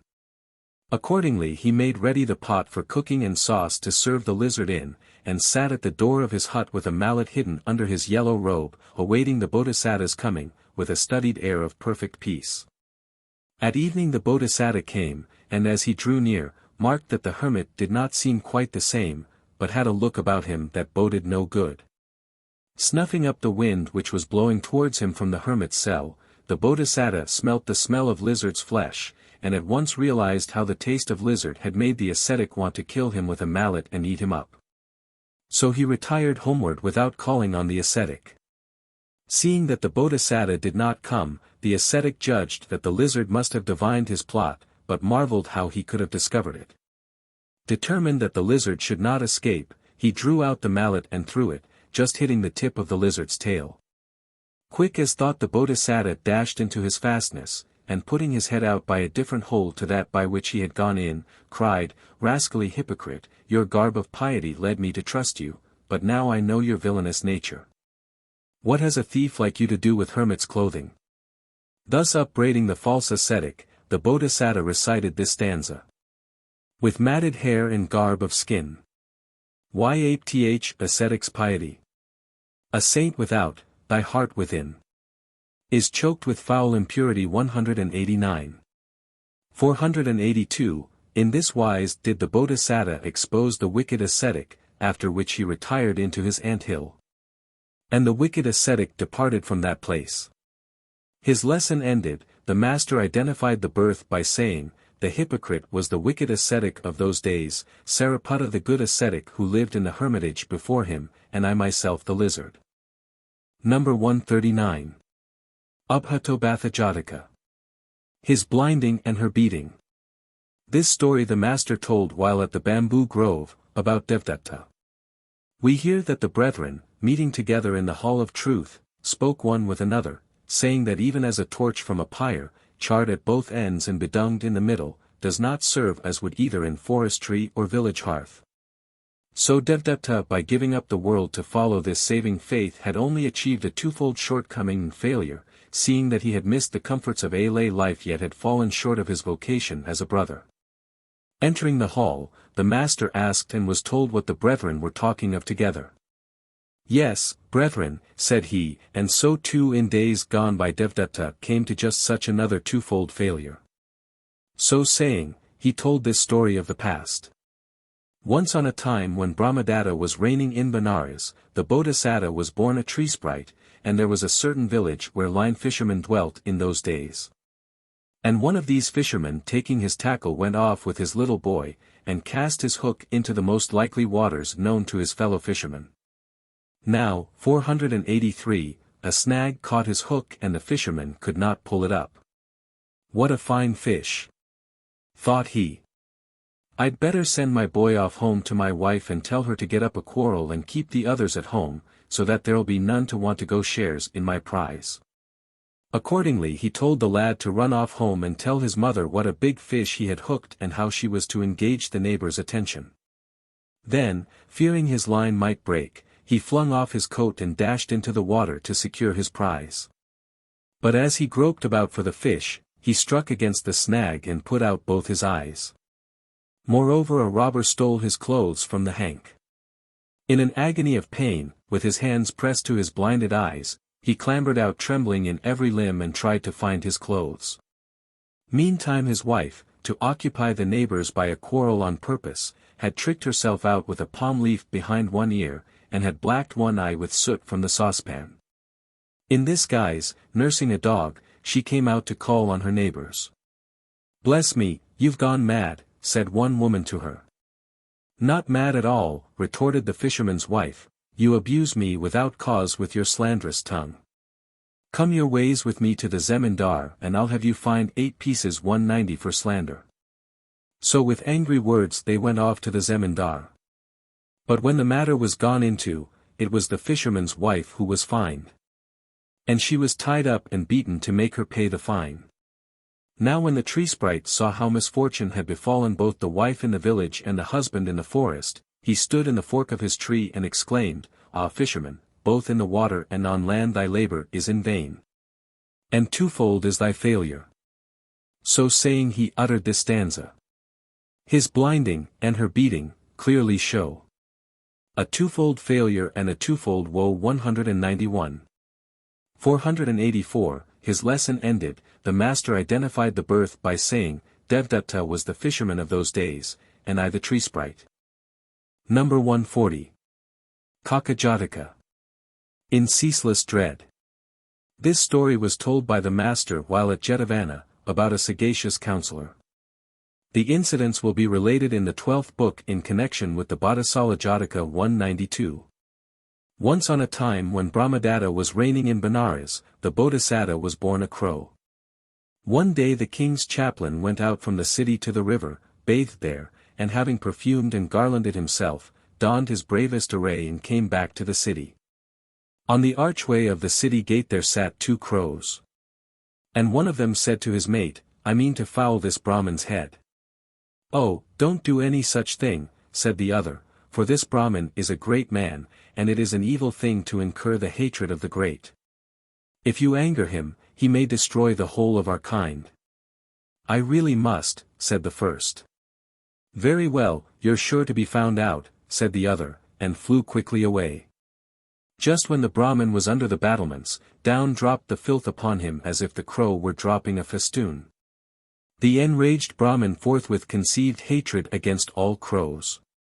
Now at this time it chanced that a female slave in charge of a granary spread the rice out in the sun at the granary door and was sitting there to watch it, when she fell asleep. Just then up came a shaggy goat and fell to eating the rice till the girl woke up and drove it away. 2 or 3 times the goat came back, as soon as she fell asleep, and ate the rice. 485. So when she had driven the creature away for the 3rd time she bethought her that continued visits of the goat would consume half her store of rice and that steps must be taken to scare the animal away for good and so save her from so great a loss. So she took a lighted torch, and, sitting down, pretended to fall asleep as usual.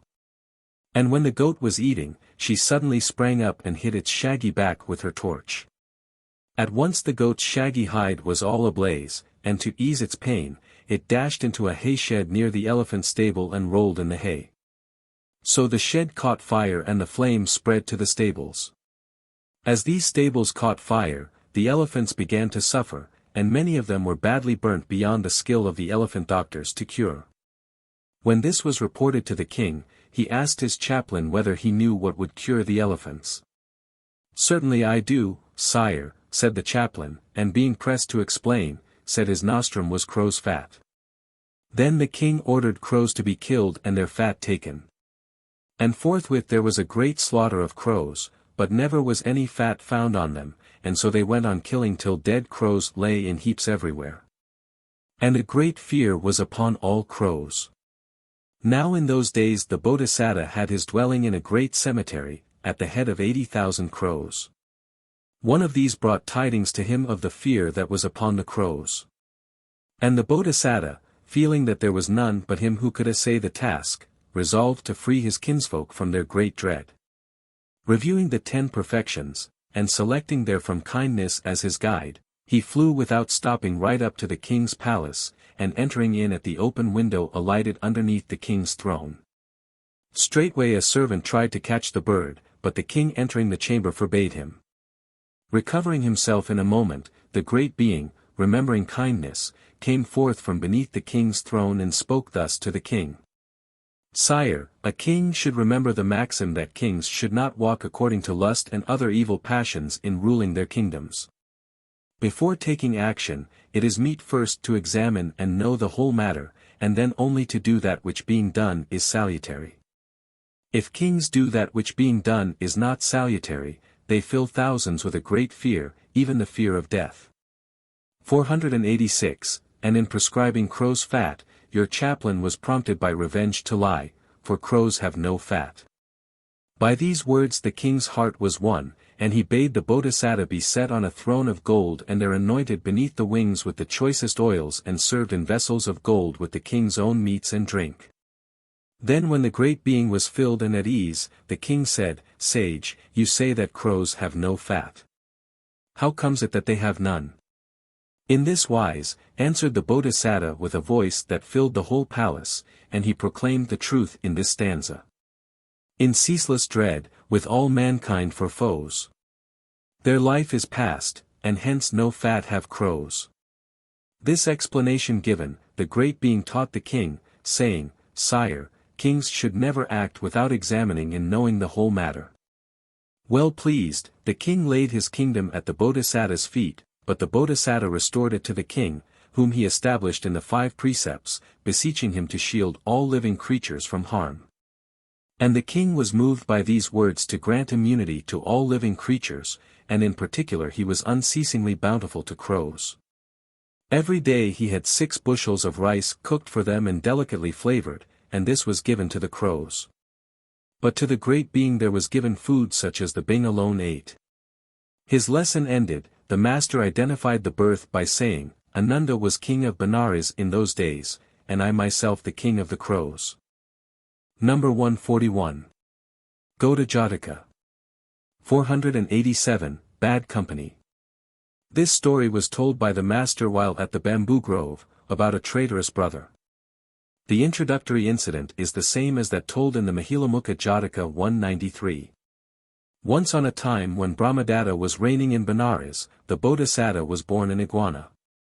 When he grew up he dwelt in a big burrow in the river bank with a following of many hundreds of other iguanas. Now the Bodhisattva had a son, a young iguana, who was great friends with a chameleon, whom he used to clip and embrace.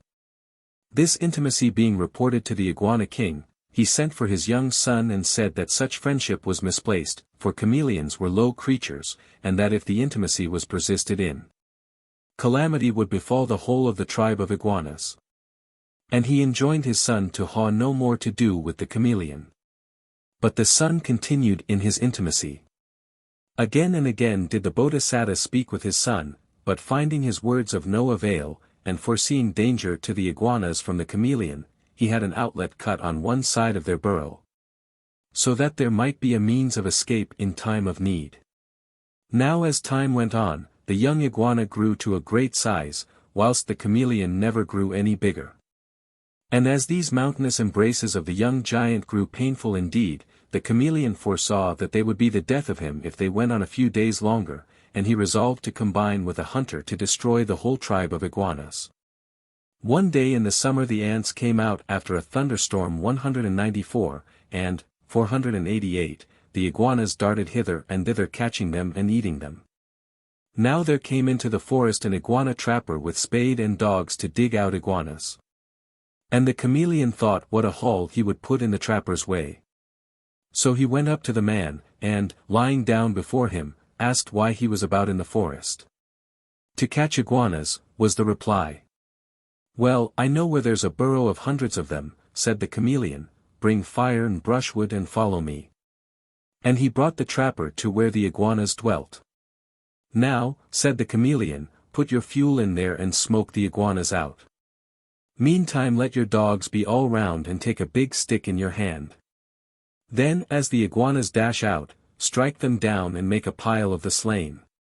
So saying, the treacherous chameleon withdrew to a spot hard by, where he lay down, with his head up, saying to himself, "This day I shall see the rout of my enemy." The trapper set to work to smoke the iguanas out. And fear for their lives drove them helter-skelter from their burrow. As they came out, the trapper knocked them on the head, and if he missed them, they fell a prey to his dogs. And so there was great slaughter among the iguanas. Realizing that this was the chameleon's doing, the Bodhisattva cried, "One should never make friends of the wicked, for such bring sorrow in their train." A single wicked chameleon has proved the bane of all these iguanas. So saying, he escaped by the outlet he had provided, uttering this stanza. Bad company can never end in good. Through friendship with one sole chameleon, the tribe of iguanas met their end. 489, his lesson ended, the master identified the birth by saying, Devdatta was the chameleon of those days, this traitorous brother was the disobedient young iguana, the son of the Bodhisattva, and I myself the king of the iguanas. Number 142. Sigala-Jataka. Thy tightening grip. This story was told by the master while at the bamboo grove, about Devdatta's going about to kill him. For, hearing the brethren talking together as to this in the hall of truth, the master said that, as Devdatta acted now, so he acted in times gone by, yet failed to his own grievous hurt of his wicked purpose. And so saying, he told this story of the past. Once on a time when Brahmadatta was reigning in behaves, the Bodhisattva was born a jackal, and dwelt in a charnel grove with a great following of jackals of whom he was king. And at that time there was a festival held at Rajagaha, and a very wet festival it was, with everybody drinking hard. Now a parcel of rogues got hold of victual and drink in abundance, and putting on their best clothes sang and made merry over their fare. By midnight the meat was all gone, though the liquor still held out. Then on one asking for more meat and being told there was none left, said the fellow, "Victuals never lack while I am about. I'll off to the charnel grove, kill a jackal prowling about to eat the corpses, and bring back some meat." So saying he snatched up a club and made his way out of the city by the sewer to the place, where he lay down, club in hand, feigning to be dead. Just then, followed by the other jackals, the Bodhisattva came up and marked the pretended corpse. Suspecting the fraud, he determined to sift the matter. So he went round to the lee side and knew by the scent that the man was not really dead. Resolving to make the man look foolish before leaving him, the Bodhisattva stole near and took hold of the club with his teeth and tugged at it. The rascal did not leave go, not perceiving the Bodhisattva's approach, he, 490, took a tighter grip. Hereon the Bodhisattva stepped back a pace or two and said, "My good man, if you had been dead, you would not have tightened your grip on your club when I was tugging at it and so have betrayed yourself." So saying, he uttered this stanza. Thy tightening grip upon thy club doth show. Thy rank imposture thou art no corpse, I trow. Finding that he was discovered, the rogue sprang to his feet and flung his club at the Bodhisattva, but missed his aim. "Be off, you brute," said he, "I've missed you this time." Turning round, the Bodhisattva said, "True you have missed me, but be assured you will not miss the torments of the great hell and the 16 lesser hells." Empty-handed, the rogue left the cemetery and, after bathing in a ditch, went back into the city by the way he had come. His lesson ended, the master identified the birth by saying, Devdatta was the rogue of those times, and I the king of the jackals. Number 143. Veri-Jataka. Your mangled corpse. This story was told by the master while at the bamboo grove, about Devdatta's efforts to pose as a Buddha at Gayasisa 195. For when his spiritual insight left him and he lost the honor and profit which once were his, he in his perplexity asked the master to concede the 5 points. This being refused, he made a schism in the brotherhood and departed to Gayasisa with 500 young brethren, pupils of the Buddha's 2 chief disciples, but as yet unversed in the law and the rule. With this following he performed the acts of a separate brotherhood gathered together within the same precincts. Knowing well the time when the knowledge of these young brethren should ripen, the master sent the 2 elders to them. Seeing these, 491, Devdatta joyfully set to work expounding far into the night with, as he flattered himself, the masterly power of a Buddha. Then posing as a Buddha he said, "The assembly, Reverend Sariputta, is still alert and sleepless. Will you be so good as to think of some religious discourse to address to the brethren? My back is aching with my labors, and I must rest it a while." So saying he went away to lie down. Then those two chief disciples taught the brethren, enlightening them as to the fruitions and the paths, till in the end they won them all over to go back to the bamboo grove.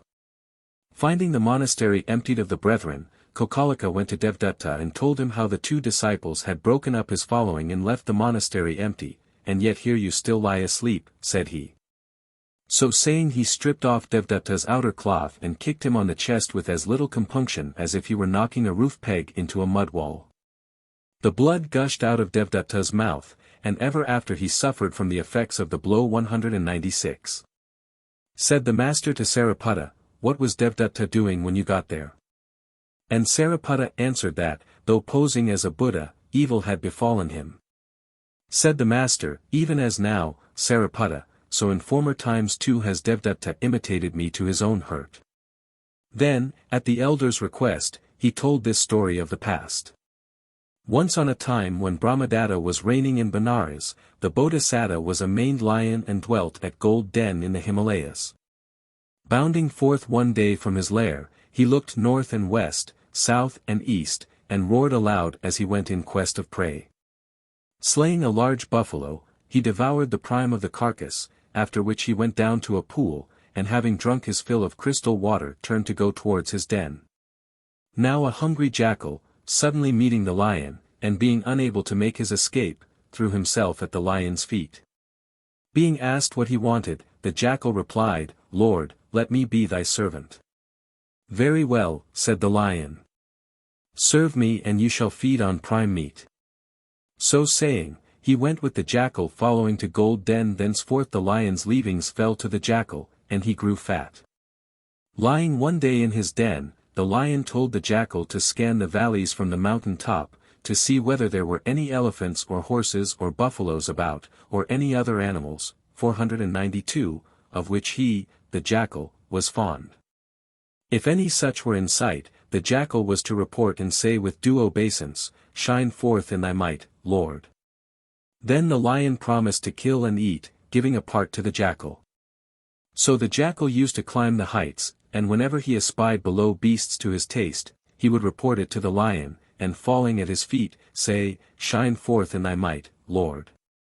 Hereon the lion would nimbly bound forth and slay the beast, even if it were a rutting elephant, and share the prime of the carcass with the jackal. Glutted with his meal, the jackal would then retire to his den and sleep. Now as time went on, the jackal grew bigger and bigger till he grew haughty. "Have not I too 4 legs?" he asked himself.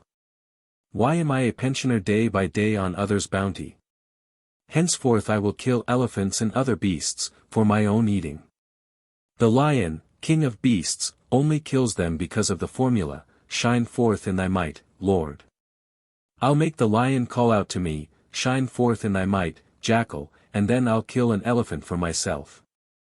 Accordingly he went to the lion, and pointing out that he had long lived on what the lion had killed, told his desire to eat an elephant of his own killing, ending with a request to the lion to let him, the jackal, couch in the lion's corner in Gold Den whilst the lion was to climb the mountain to look out for an elephant. The quarry found, he asked that the lion should come to him in the den and say, "Shine forth in thy might, jackal." He begged the lion not to grudge him this much. Said the lion, "Jackal, only lions can kill elephants, nor has the world ever seen a jackal able to cope with them. Give up this fancy, and continue to feed on what I kill." But say what the lion could, the jackal would not give way, and still pressed his request. So at last the lion gave way, and bidding the jackal couch in the den, climbed the peak and thence espied an elephant in rut. Returning to the mouth of the cave, he said, "Shine forth in thy might, jackal." Then from Gold Den the jackal, 493, nimbly bounded forth, looked around him on all 4 sides, and, thrice raising its howl, sprang at the elephant, meaning to fasten on its bead. But missing his aim, he alighted at the elephant's feet. The infuriated brute raised its right foot and crushed the jackal's head, trampling the bones into powder. Then pounding the carcass into a mass, and dunging upon it, the elephant dashed trumpeting into the forest. Seeing all this, the Bodhisattva observed, "Now shine forth in thy might, jackal," and uttered this stanza. "Your mangled corpse, your brains mashed into clay. Prove how you've shone forth in your might today." Thus spake the Bodhisattva, and living to a good old age he passed away in the fullness of time to fare according to his deserts. His lesson ended, the master identified the birth by saying, Devdatta was the jackal of those days, and I the lion. Number 144. Nangalisa-Jataka. Veri-Jataka. This story was told by the master while at Jetavana, touching the false austerity of the Ajivikas, or naked ascetics.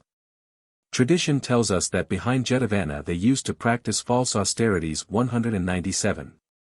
A number of the brethren seeing them there painfully squatting on their heels, swinging in the air like bats, reclining on thorns, scorching themselves with 5 fires, and so forth in their various false austerities, were moved to ask the Blessed One whether any good resulted therefrom.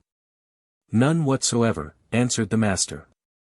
In days gone by, the wise and good went into the forest with their birth fire, thinking to profit by such austerities. But, finding themselves no better for all their sacrifices to fire and for all similar practices, straightway doused the birth fire with water till it went out. By an act of meditation the knowledges and attainments were gained and a title won to the Brahma realm. So saying he told this story of the past. 494, once on a time when Brahmadatta was reigning in Benares, the Bodhisattva was born a Brahmin in the north country, and on the day of his birth his parents lit a birth fire. In his 16th year they addressed him thus, "Son, on the day of your birth we lit a birth fire for you. Now therefore choose. If you wish to lead a family life, learn the 3 Vedas. But if you wish to attain to the Brahma realm, take your fire with you into the forest and there tend it, so as to win Mahabrahma's favor and hereafter to enter into the Brahma realm." Telling his parents that a family life had no charms for him, he went into the forest and dwelt in a hermitage tending his fire. An ox was given him as a fee one day in a border village, and when he had driven it home to his hermitage, the thought came to him to sacrifice a cow to the Lord of Fire. But finding that he had no salt, and feeling that the Lord of Fire could not eat his meat offering without it, he resolved to go back and bring a supply from the village for the purpose. So he tied up the ox and set off again to the village. While he was gone, a band of hunters came up and, seeing the ox, killed it and cooked themselves a dinner. And what they did not eat they carried off, leaving only the tail and hide and the shanks. Finding only these sorry remains on his return, the Brahmin exclaimed, "As this Lord of Fire cannot so much as look after his own, how shall he look after me?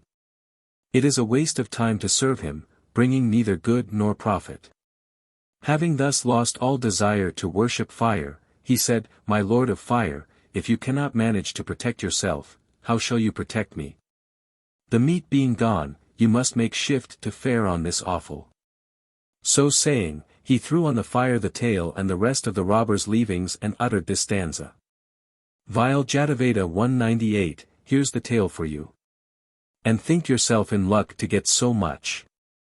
495. The prime meat's gone, put up with tail today. So saying the great being put the fire out with water and departed to become a recluse. And he won the knowledges and attainments, and ensured his rebirth in the Brahma realm. His lesson ended, the master identified the birth by saying, "I was the ascetic who in those days quenched the fire." Number 145. Radha-Jataka. How many more? This story was told by the master while at Jetavana, about hankering after the wife of one's mundane life. The incidents of the introductory story will be told in the Indriya-Jataka 199. The master spoke thus to the brother, "It is impossible to keep a guard over a woman, no guard can keep a woman in the right path. You yourself found in former days that all your safeguards were unavailing. And how can you now expect to have more success?" And so saying, he told this story of the past. Once on a time when Brahmadatta was reigning in Benares, the Bodhisattva was born a parrot. A certain Brahmin in the Kasi country was as a father to him and to his younger brother, treating them like his own children. Pohapta was the Bodhisattva's name, and Radha his brother's. Nov the Brahmin had a bold bad wife. And as he was leaving home on business, he said to the two brothers, "If your mother, my wife, is minded to be naughty, stop her." "We will, Papa," said the Bodhisattva, "if we can." 496, but if we can't, we will hold our peace. Having thus entrusted his wife to the parrot's charge, the Brahmin set out on his business. Every day thenceforth his wife misconduct herself, there was no end to the stream of her lovers in and out of the house. Moved by the sight, Radha said to the Bodhisattva, "Brother, the parting injunction of our father was to stop any misconduct on his wife's part, and now she does nothing but misconduct herself. Let us stop her." "Brother," said the Bodhisattva, "your words are the words of folly. You might carry a woman about in your arms and yet she would not be safe. So do not essay the impossible." And so saying he uttered this stanza. "How many more shall midnight bring? Your plan is idle. Naught but wifely love could curb her lust, and wifely love is lacking quite." And for the reasons thus given, the Bodhisattva did not allow his brother to speak to the Brahmin's wife, who continued to gad about to her heart's content during her husband's absence. On his return, the Brahmin asked Pohapta about his wife's conduct, and the Bodhisattva faithfully related all that had taken place. "Why, father," he said, "should you have anything more to do with so wicked a woman?" And he added these words, "My father, now that I have reported my mother's wickedness, we can dwell here no longer." So saying, he bowed at the Brahmin's feet and flew away with Radha to the forest. His lesson ended, the master taught the four truths, at the close whereof the brother who hankered after the wife of his mundane life was established in the fruition of the first path.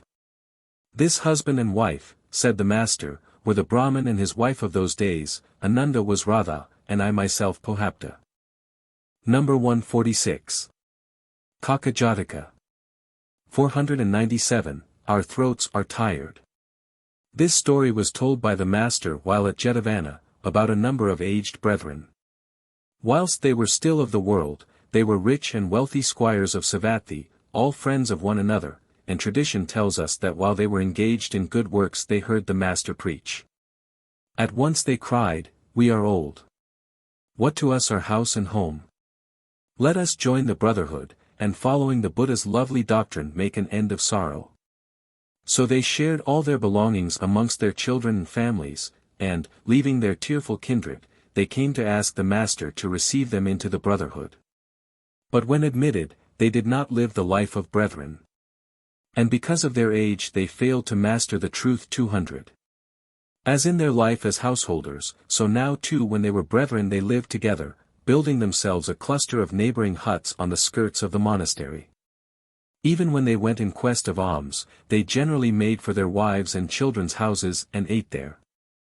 In particular, all these old men were maintained by the bounty of the wife of one of their number, to whose house each brought what he had received and there ate it, with sauces and curries which she furnished. An illness having carried her oft, the aged brethren went their way back to the monastery, and falling on one another's necks walked about bewailing the death of their benefactress, the giver of sauces. The noise of their lamentation brought the brethren to the spot to know what ailed them. And the aged men told how their kind benefactress was dead, and that they wept because they had lost her and should never see her like again. Shocked at such impropriety, the brethren talked together in the hall of truth about the cause of the old men's sorrow, and they told the master too, on his entering the hall and asking what they were discussing. "Ah, brethren," said he, "in times past, also, this same woman's death made them go about weeping and wailing. In those days she was a crow and was drowned in the sea, and these were toiling hard to empty all the water out of the sea in order to get her out, when the wise of those days saved them." And so saying he told this story of the past. Once on a time when Brahmadatta was reigning in Benares, the Bodhisattva was a sea sprite. Now a crow with his mate came down in quest of food to the seashore, 498, where, just before, certain persons had been offering to the Nagas a sacrifice of milk, and rice, and fish, and meat and strong drink and the like. Up came the crow and with his mate ate freely of the elements of the sacrifice, and drank a great deal of the spirits. So they both got very drunk. Then they wanted to disport themselves in the sea, and were trying to swim on the surf, when a wave swept the hen crow out to sea and a fish came and gobbled her up. "Oh, my poor wife is dead," cried the crow, bursting into tears and lamentations. Then a crowd of crows were drawn by his wailing to the spot to learn what ailed him. And when he told them how his wife had been carried out to sea, they all began with one voice to lament. Suddenly the thought struck them that they were stronger than the sea and that all they had to do was to empty it out and rescue their comrade. So they set to work with their bills to empty the sea out by mouthfuls, betaking themselves to dry land to rest so soon as their throats were sore with the salt water. And so they toiled away till their mouths and jaws were dry and inflamed and their eyes bloodshot, and they were ready to drop for weariness. Then in despair they turned to one another and said that it was in vain they labored to empty the sea, for no sooner had they got rid of the water in one place than more flowed in, and there was all their work to do over again. They would never succeed in bailing the water out of the sea. And, so saying, they uttered this stanza. Our throats are tired, our mouths are sore. The sea refilleth evermore. Then all the crows fell to praising the beauty of her beak and eyes, her complexion, figure and sweet voice, saying that it was her excellencies that had provoked the sea to steal her from them. But, 499, as they talked this nonsense, the sea sprite made a bogey appear from the sea and so put them all to flight. In this wise they were saved. His lesson ended, the master identified the birth by saying, the aged brother's wife was the hen crow of those days, and her husband the male crow, the other aged brethren were the rest of the crows, and I the sea sprite. Number 147. Parosata-Jataka. I count it not as pain. This story was told by the master while at Jetavana, about a brother who was passion-tossed. Being questioned by the master, he admitted his frailty, explaining that he longed for the wife of his mundane life, for, "Oh sir," said he, "she is so sweet a woman that I cannot live without her." "Brother," said the master, "she is harmful to you. She it was that in former days was the means whereby you were impaled on a stake, and it was for bewailing her at your death that you were reborn in hell. Why then do you now long after her?" And so saying, he told the following story of the past. Once on a time when Brahmadatta was reigning in Benares, the Bodhisattva was born a spirit of the air. Now in Benares there was held the night festival of Katahaka. The city was decorated like a city of the gods, and the whole people kept holiday. And a poor man had only a couple of coarse cloths which he had washed and pressed till they were in 100, nay, 1,000 creases. But his wife said, "My husband, I want a safflower-colored cloth to wear outside and one to wear underneath, as I go about at the festival hanging round your neck." "How are poor people like us to get safflowers?" said he. "Put on your nice clean attire and come along." "If I can't have them dyed with safflower, I don't want to go at all," said his wife. "Get some other woman to go to the festival with you. Now why torment me like this? How are we to get safflowers?" "Where there's a will, there's a way," retorted the woman. "Are there no safflowers in the king's conservatories?" 500. "Wife," said he, "the king's conservatories are like a pool haunted by an ogre. There's no getting in there, with such a strong guard on the watch. Give over this fancy, and be content with what you've got." "But when it's night time and dark," said she, "what's to stop a man's going where he pleases?" As she persisted in her entreaties, his love for her at last made him give way and promise she should have her wish. At the hazard of his own life, he sallied out of the city by night and got into the conservatories by breaking down the fence. The noise he made in breaking the fence roused the guard, who turned out to catch the thief. They soon caught him and with blows and curses put him in fetters. In the morning he was brought before the king, who promptly ordered him to be impaled alive.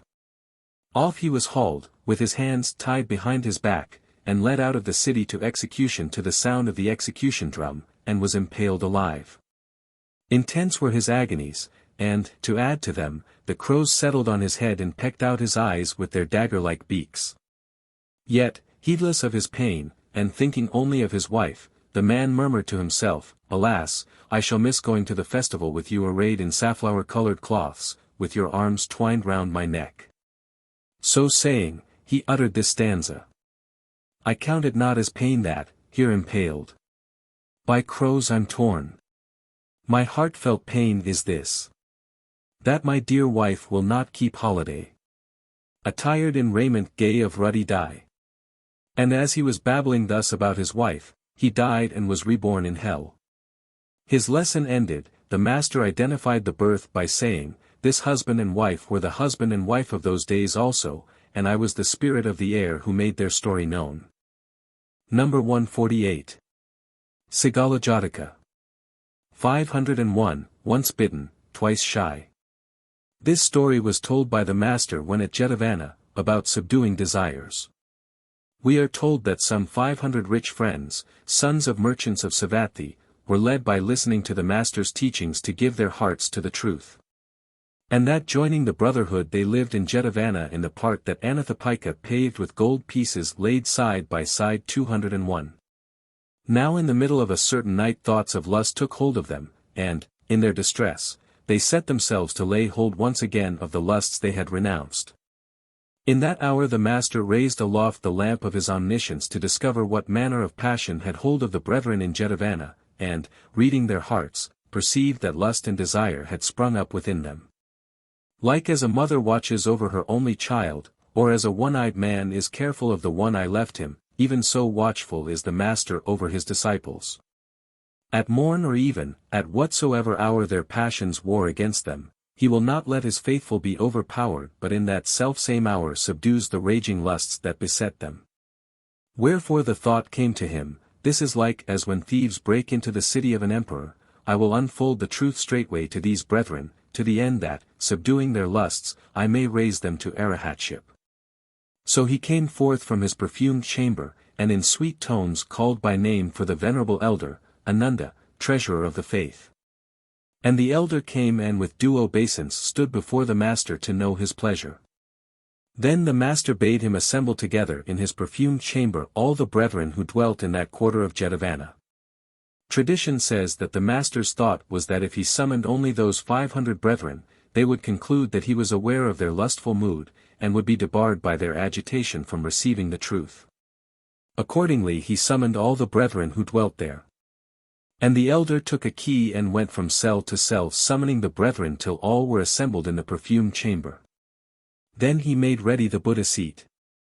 In stately dignity like Mount Sinharu resting on the solid earth, the master seated himself on the Buddha seat, making a glory shine round him of paired garlands upon garlands of six-colored light, which divided and divided into masses of the size of a platter, of the size of a canopy, and of the size of a tower, until, like shafts of lightning, the rays reached to the heavens above. It was even as when the sun rises, stirring the ocean to the depths. With reverent obeisance and reverent hearts, the brethren entered and took their seats around him, encompassing him as it were within an orange curtain.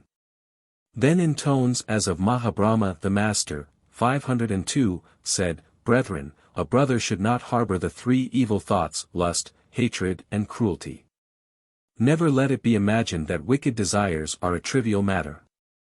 For such desires are like an enemy. And an enemy is no trivial matter, but, given opportunity, works only destruction. Even so a desire, though small at its first arising, has only to be allowed to grow, in order to work utter destruction.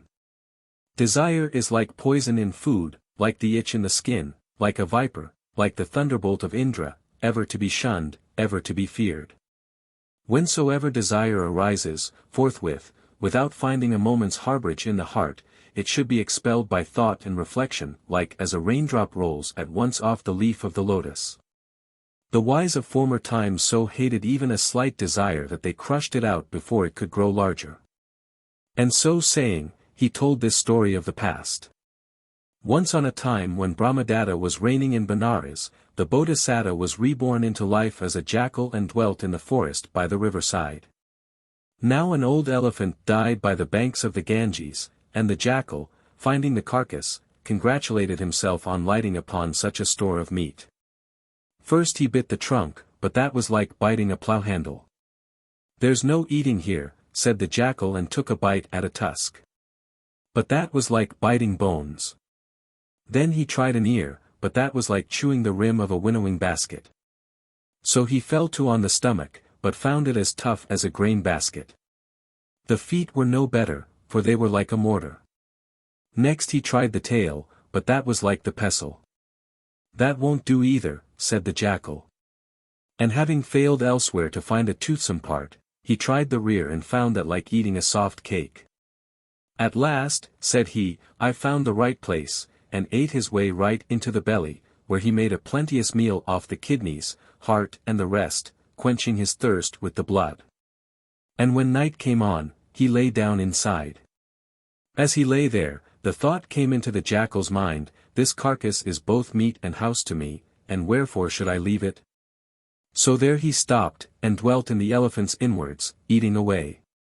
Time wore on till the summer sun and the summer winds dried and shrank the elephant's hide, 503, until the entrance by which the jackal had got in was closed and the interior was in utter darkness.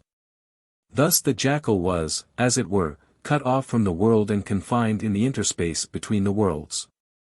After the hide, the flesh dried up and the blood was exhausted. In a frenzy of despair, he rushed to and fro beating against his prison walls in the fruitless endeavor to escape. But as he bobbed up and down inside like a ball of rice in a boiling saucepan, soon a tempest broke and the downpour moistened the shell of the carcass and restored it to its former state. Till light shone like a star through the way by which the jackal had got in. "Saved!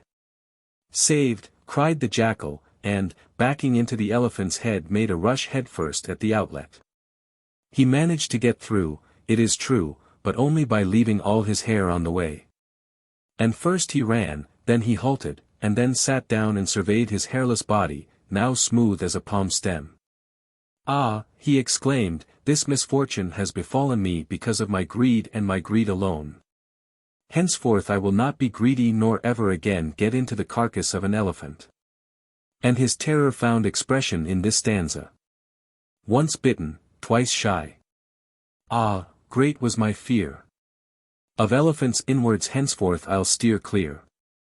And with these words the jackal made off, nor did he ever again so much as look either at that or at any other elephant's carcass. And thenceforth he was never greedy again. His lesson ended, the master said, "Brethren, never let desires take root in the heart but pluck them out wheresoever they spring up." 504, having preached the four truths, at the close whereof those 500 brethren won arahatship and the rest won varying lesser degrees of salvation, the master identified the birth as follows: "I was myself the jackal of those days." Number 149. Ekapanna-Jataka. If poison lurk. This story was told about the Lichavi prince Wicked of Vesali by the master when he was living in the gabled house in the great forest near Vesali. In those days Vesali enjoyed marvelous prosperity. A triple wall encompassed the city, each wall a league distant from the next, and there were 3 gates with watchtowers. In that city there were always 7,707 kings to govern the kingdom, and a like number of viceroys, generals, and treasurers. Among the king's sons was one known as Wicked Lichavi Prince, a fierce, passionate and cruel young man, always punishing, like an enraged viper. Such was his passionate nature that no one could say more than 2 or 3 words in his presence. And neither parents, kindred, nor friends could make him better. So at last his parents resolved to bring the ungovernable youth to the all-wise Buddha, realizing that none but he could possibly tame their son's fierce spirit. So they brought him to the master, whom, with due obeisance, they besought to read the youth a lecture. Then the master addressed the prince and said, "Prince, human beings should not be passionate or cruel or ferocious. The fierce man is one who is harsh and unkind alike to the mother that bore him, to his father and child, to his brothers and sisters, and to his wife, friends and kindred. Inspiring terror like a viper darting forward to bite, like a robber springing on his victim in the forest, like an ogre advancing to devour, the fierce man straightway will be reborn after this life in hell or other place of punishment. And even in this life, however much adorned he is, he looks ugly. Be his face beautiful as the orb of the moon at the full, yet is it loathly as a lotus scorched by flames, as a disk of gold overworn with filth. It is such rage that drives men to slay themselves with the sword, to take poison, to hang themselves, and to throw themselves from precipices. And so it comes to pass that, meeting their death by reason of their own rage, they are reborn into torment. So too they who injure others, are hated even in this life and shall for their sins pass at the body's death to hell and punishment. And when once more they are born as men, 505, disease and sickness of eye and ear and of every kind ever beset them, from their birth onward. Wherefore let all men shew kindness and be doers of good, and then assuredly hell and punishment have no fears for them. Such was the power of this one lecture upon the prince that his pride was humbled forthwith. His arrogance and selfishness passed from him, and his heart was turned to kindness and love. Nevermore did he revile or strike, but became gentle as a snake with drawn fangs, as a crab with broken claws, as a bull with broken horns. Marking this change of mood, the brethren talked together in the hall of truth of how the Lichavi prince wicked, whom the ceaseless exhortations of his parents could not curb, had been subdued and humbled with a single exhortation by the all-wise Buddha, and how this was like taming 6 rutting elephants at once. Well had it been said that, the elephant tamer, brethren, guides the elephant he is breaking in, making it to go to right or left, backward or forward, according to his will, in like manner the horse-tamer and the ex-tamer with horses and oxen. And so too the Blessed One, the all-wise Buddha, guides the man he would train aright, guides him whithersoever he wills along any of the 8 directions, and makes his pupil discern shapes external to himself. Such is the Buddha and he alone, and so forth, down to the words, he that is hailed as chief of the trainers of men, supreme in bowing men to the yoke of truth 202. For, sirs, said the brethren, there is no trainer of men like unto the supreme Buddha. And here the master entered the hall and questioned them as to what they were discussing. Then they told him, and he said, Brethren, this is not the first time that a single exhortation of mine has conquered the prince, the like happened before. And so saying, he told this story of the past. Once on a time when Brahmadatta was reigning in Benares, the Bodhisattva came to life again as a Brahmin in the north country, and when he grew up he first learned the 3 Vedas and all learning, at Takasila. And for some time lived a mundane life. But when his parents died he became a recluse, dwelling in the Himalayas, and attained the mystic attainments and knowledges. There he dwelt a long time, till need of salt and other necessaries of life brought him back to the paths of men, and he came to Benares, where he took up his quarters in the royal pleasaunce.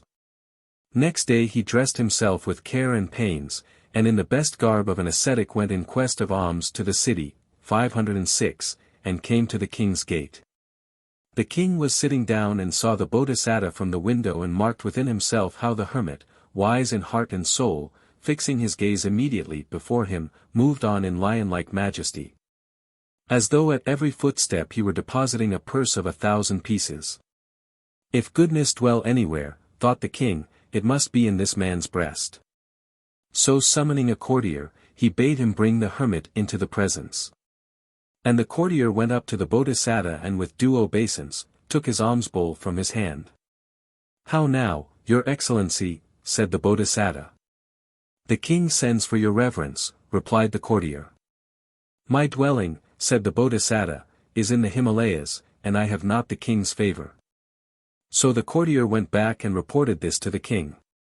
Bethinking him that he had no confidential adviser at the time, the king bade the Bodhisattva be brought, and the Bodhisattva consented to come. The king greeted him on his entrance with great courtesy and bade him be seated on a golden throne beneath a royal parasol. And the Bodhisattva was fed on dainty food which had been made ready for the king's own eating. Then the king asked where the ascetic lived and learned that his home was in the Himalayas. And where are you going now? In search, sire, of a habitation for the rainy season. "Why not take up your abode in my pleasaunce?" suggested the king.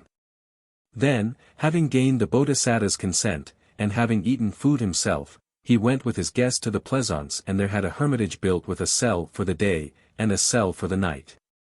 This dwelling was provided with the 8 requisites of an ascetic. Having thus installed the Bodhisattva, the king put him under the charge of the gardener and went back to the palace. So it came to pass that the Bodhisattva dwelt thenceforward in the king's pleasaunce, and twice or thrice every day the king came to visit him. Now the king had a fierce and passionate son who was known as Prince Wicked, who was beyond the control of his father and kinsfolk. Counselors, Brahmins and citizens all pointed out to the young man the error of his ways, but in vain. He paid no heed to their counsels. And the king felt that the only hope of reclaiming his son lay with the virtuous ascetic. So as a last chance, 507, he took the prince and handed him over to the Bodhisattva to deal with. Then the Bodhisattva walked with the prince in the pleasaunce till they came to where a seedling nim tree was growing, on which as yet grew but 2 leaves, one on one side, one on the other. "Taste a leaf of this little tree, prince," said the Bodhisattva, "and see what it is like." The young man did so. But scarce had he put the leaf in his mouth, when he spat it out with an oath, and hawked and spat to get the taste out of his mouth. "What is the matter, prince?" asked the Bodhisattva. "Sir, today this tree only suggests a deadly poison. But, if left to grow, it will prove the death of many persons," said the prince, and forthwith plucked up and crushed in his hands the tiny growth, reciting these lines. "If poison lurk in the baby tree, what will the full growth prove to be?" Then said the Bodhisattva to him, "Prince, dreading what the poisonous seedling might grow to, you have torn it up and rent it asunder. Even as you acted to the tree, so the people of this kingdom, dreading what a prince so fierce and passionate may become when king, will not place you on the throne but uproot you like this nim tree and drive you forth to exile. Wherefore take warning by the tree and henceforth shew mercy and abound in loving kindness." From that hour the prince's mood was changed. He grew humble and meek, merciful and overflowing with kindness. Abiding by the Bodhisattva's counsel, 508, when at his father's death he came to be king, he abounded in charity and other good works, and in the end passed away to fare according to his deserts. His lesson ended, the master said, "So, brethren, this is not the first time that I have tamed Prince Wicked, I did the same in days gone by." Then he identified the birth by saying, "The Lichavi Prince Wicked of today was the Prince Wicked of the story, Ananda the king, and I the ascetic who exhorted the prince to goodness." Number 150. Sanjiva-Jataka. Befriend a villain. This story was told by the master when at the bamboo grove, about King Ajatasattu's adherence to false teachers 203. For he believed in that rancorous foe of the Buddhas, the base and wicked Devdatta, and in his infatuation, wishing to do honor to Devdatta, expended a vast sum in erecting a monastery at Gaya-Sisa. And following Devdatta's wicked counsels, he slew the good and virtuous old king his father, who had entered on the paths, thereby destroying his own chance of winning like goodness and virtue, and bringing great woe upon himself. Hearing that the earth had swallowed up Devdatta, he feared a like fate for himself. And such was the frenzy of his terror that he reeked not of his kingdom's welfare, slept not upon his bed, but ranged abroad quaking in every limb, like a young elephant in an agony of pain. In fancy he saw the earth yawning for him, and the flames of hell darting forth. He could see himself fastened down on a bed of burning metal with iron lances being thrust into his body. Like a wounded cock, not for one instant was he at peace. The desire came on him to see the all-wise Buddha, to be reconciled to him, and to ask guidance of him, but because of the magnitude of his transgressions he shrank from coming into the Buddha's presence. When the Kataka festival came round, and by night Rajagaha was illuminated and adorned like a city of the gods, the king, as he sat on high upon a throne of gold, saw Javaka Kamarbaka sitting near. The idea flashed across his mind to go with Javaka to the Buddha, but he felt he could not say outright that he would not go alone but wanted Javaka to take him. No. The better course would be, after praising the beauty of the night, 509, to propose sitting at the feet of some sage or Brahmin, and to ask the courtiers what teacher can give the heart peace. Of course, they would severally praise their own masters, but Javaka would be sure to extol the all-enlightened Buddha, and to the Buddha the king with Javaka would go. So he burst into fivefold praises of the night, saying, "How fair, sirs, is this clear cloudless night! How beautiful! How charming! How delightful! How lovely!" 204. What sage or Brahmin shall we seek out, to see if haply he may give our hearts peace? Then one minister recommended Pra-Kasapa, another Makali Gosala, and others again Ajita Kesakamala, Kakuta Kakayana, Sanjaya Belahiputta, or Nigaha Nadapada. All these names the king heard in silence, waiting for his chief minister, Javaka, to speak. But Javaka, suspecting that the king's real object was to make him speak, kept silence in order to make sure. At last the king said, "Well, my good Javaka, why have you nothing to say?" At the word Javaka arose from his seat, and with hands clasped in adoration towards the Blessed One, cried, "Sire, yonder in my mango grove dwells the all-enlightened Buddha with 1,350 brethren. This is the high fame that has arisen concerning him." And here he proceeded to recite the 9 titles of honor ascribed to him, beginning with Venerable 205. When he had further shown how from his birth onwards the Buddha's powers had surpassed all the earlier presages and expectations, Javaka said, "Unto him, the Blessed One, let the king repair, to hear the truth and to put questions." His object thus attained, the king asked Javaka to have the elephants got ready and went in royal state to Javaka's mango grove, where he found in the perfumed pavilion the Buddha amid the brotherhood which was tranquil as the ocean in perfect repose. Look where he would, the king's eye saw only the endless ranks of the brethren, exceeding in numbers any following he had ever seen. Pleased with the demeanor of the brethren, the king bowed low and spoke words of praise. Then saluting the Buddha, he seated himself and asked him the question, "What is the fruit of the religious life?" And the Blessed One gave utterance to the Samanaphala Sutta in 2 sections 206. Glad at heart, the king made his peace with the Buddha at the close of the sutta, and rising up departed with solemn obeisance. Soon after the king had gone, the master addressed the brethren and said, "Brethren, this king is uprooted." 510. Had not this king slain in lust for dominion that righteous ruler his father, he would have won the Arahat's clear vision of the truth, ere he rose from his seat. But for his sinful favoring of Devdatta he has missed the fruit of the first path. 207. Next day the brethren talked together of all this and said that Ajatasattu's crime of parricide, which was due to that wicked and sinful Devdatta whom he had favored, had lost him salvation, and that Devdatta had been the king's ruin. At this point the master entered the hall of truth and asked the subject of their converse. Being told, the master said, "This is not the first time, brethren, that Ajatasattu has suffered for favoring the sinful. Like conduct in the past cost him his life." So saying, he told this story of the past. Once on a time when Brahmadatta was reigning in Benares, the Bodhisattva was born into the family of a wealthy Brahmin.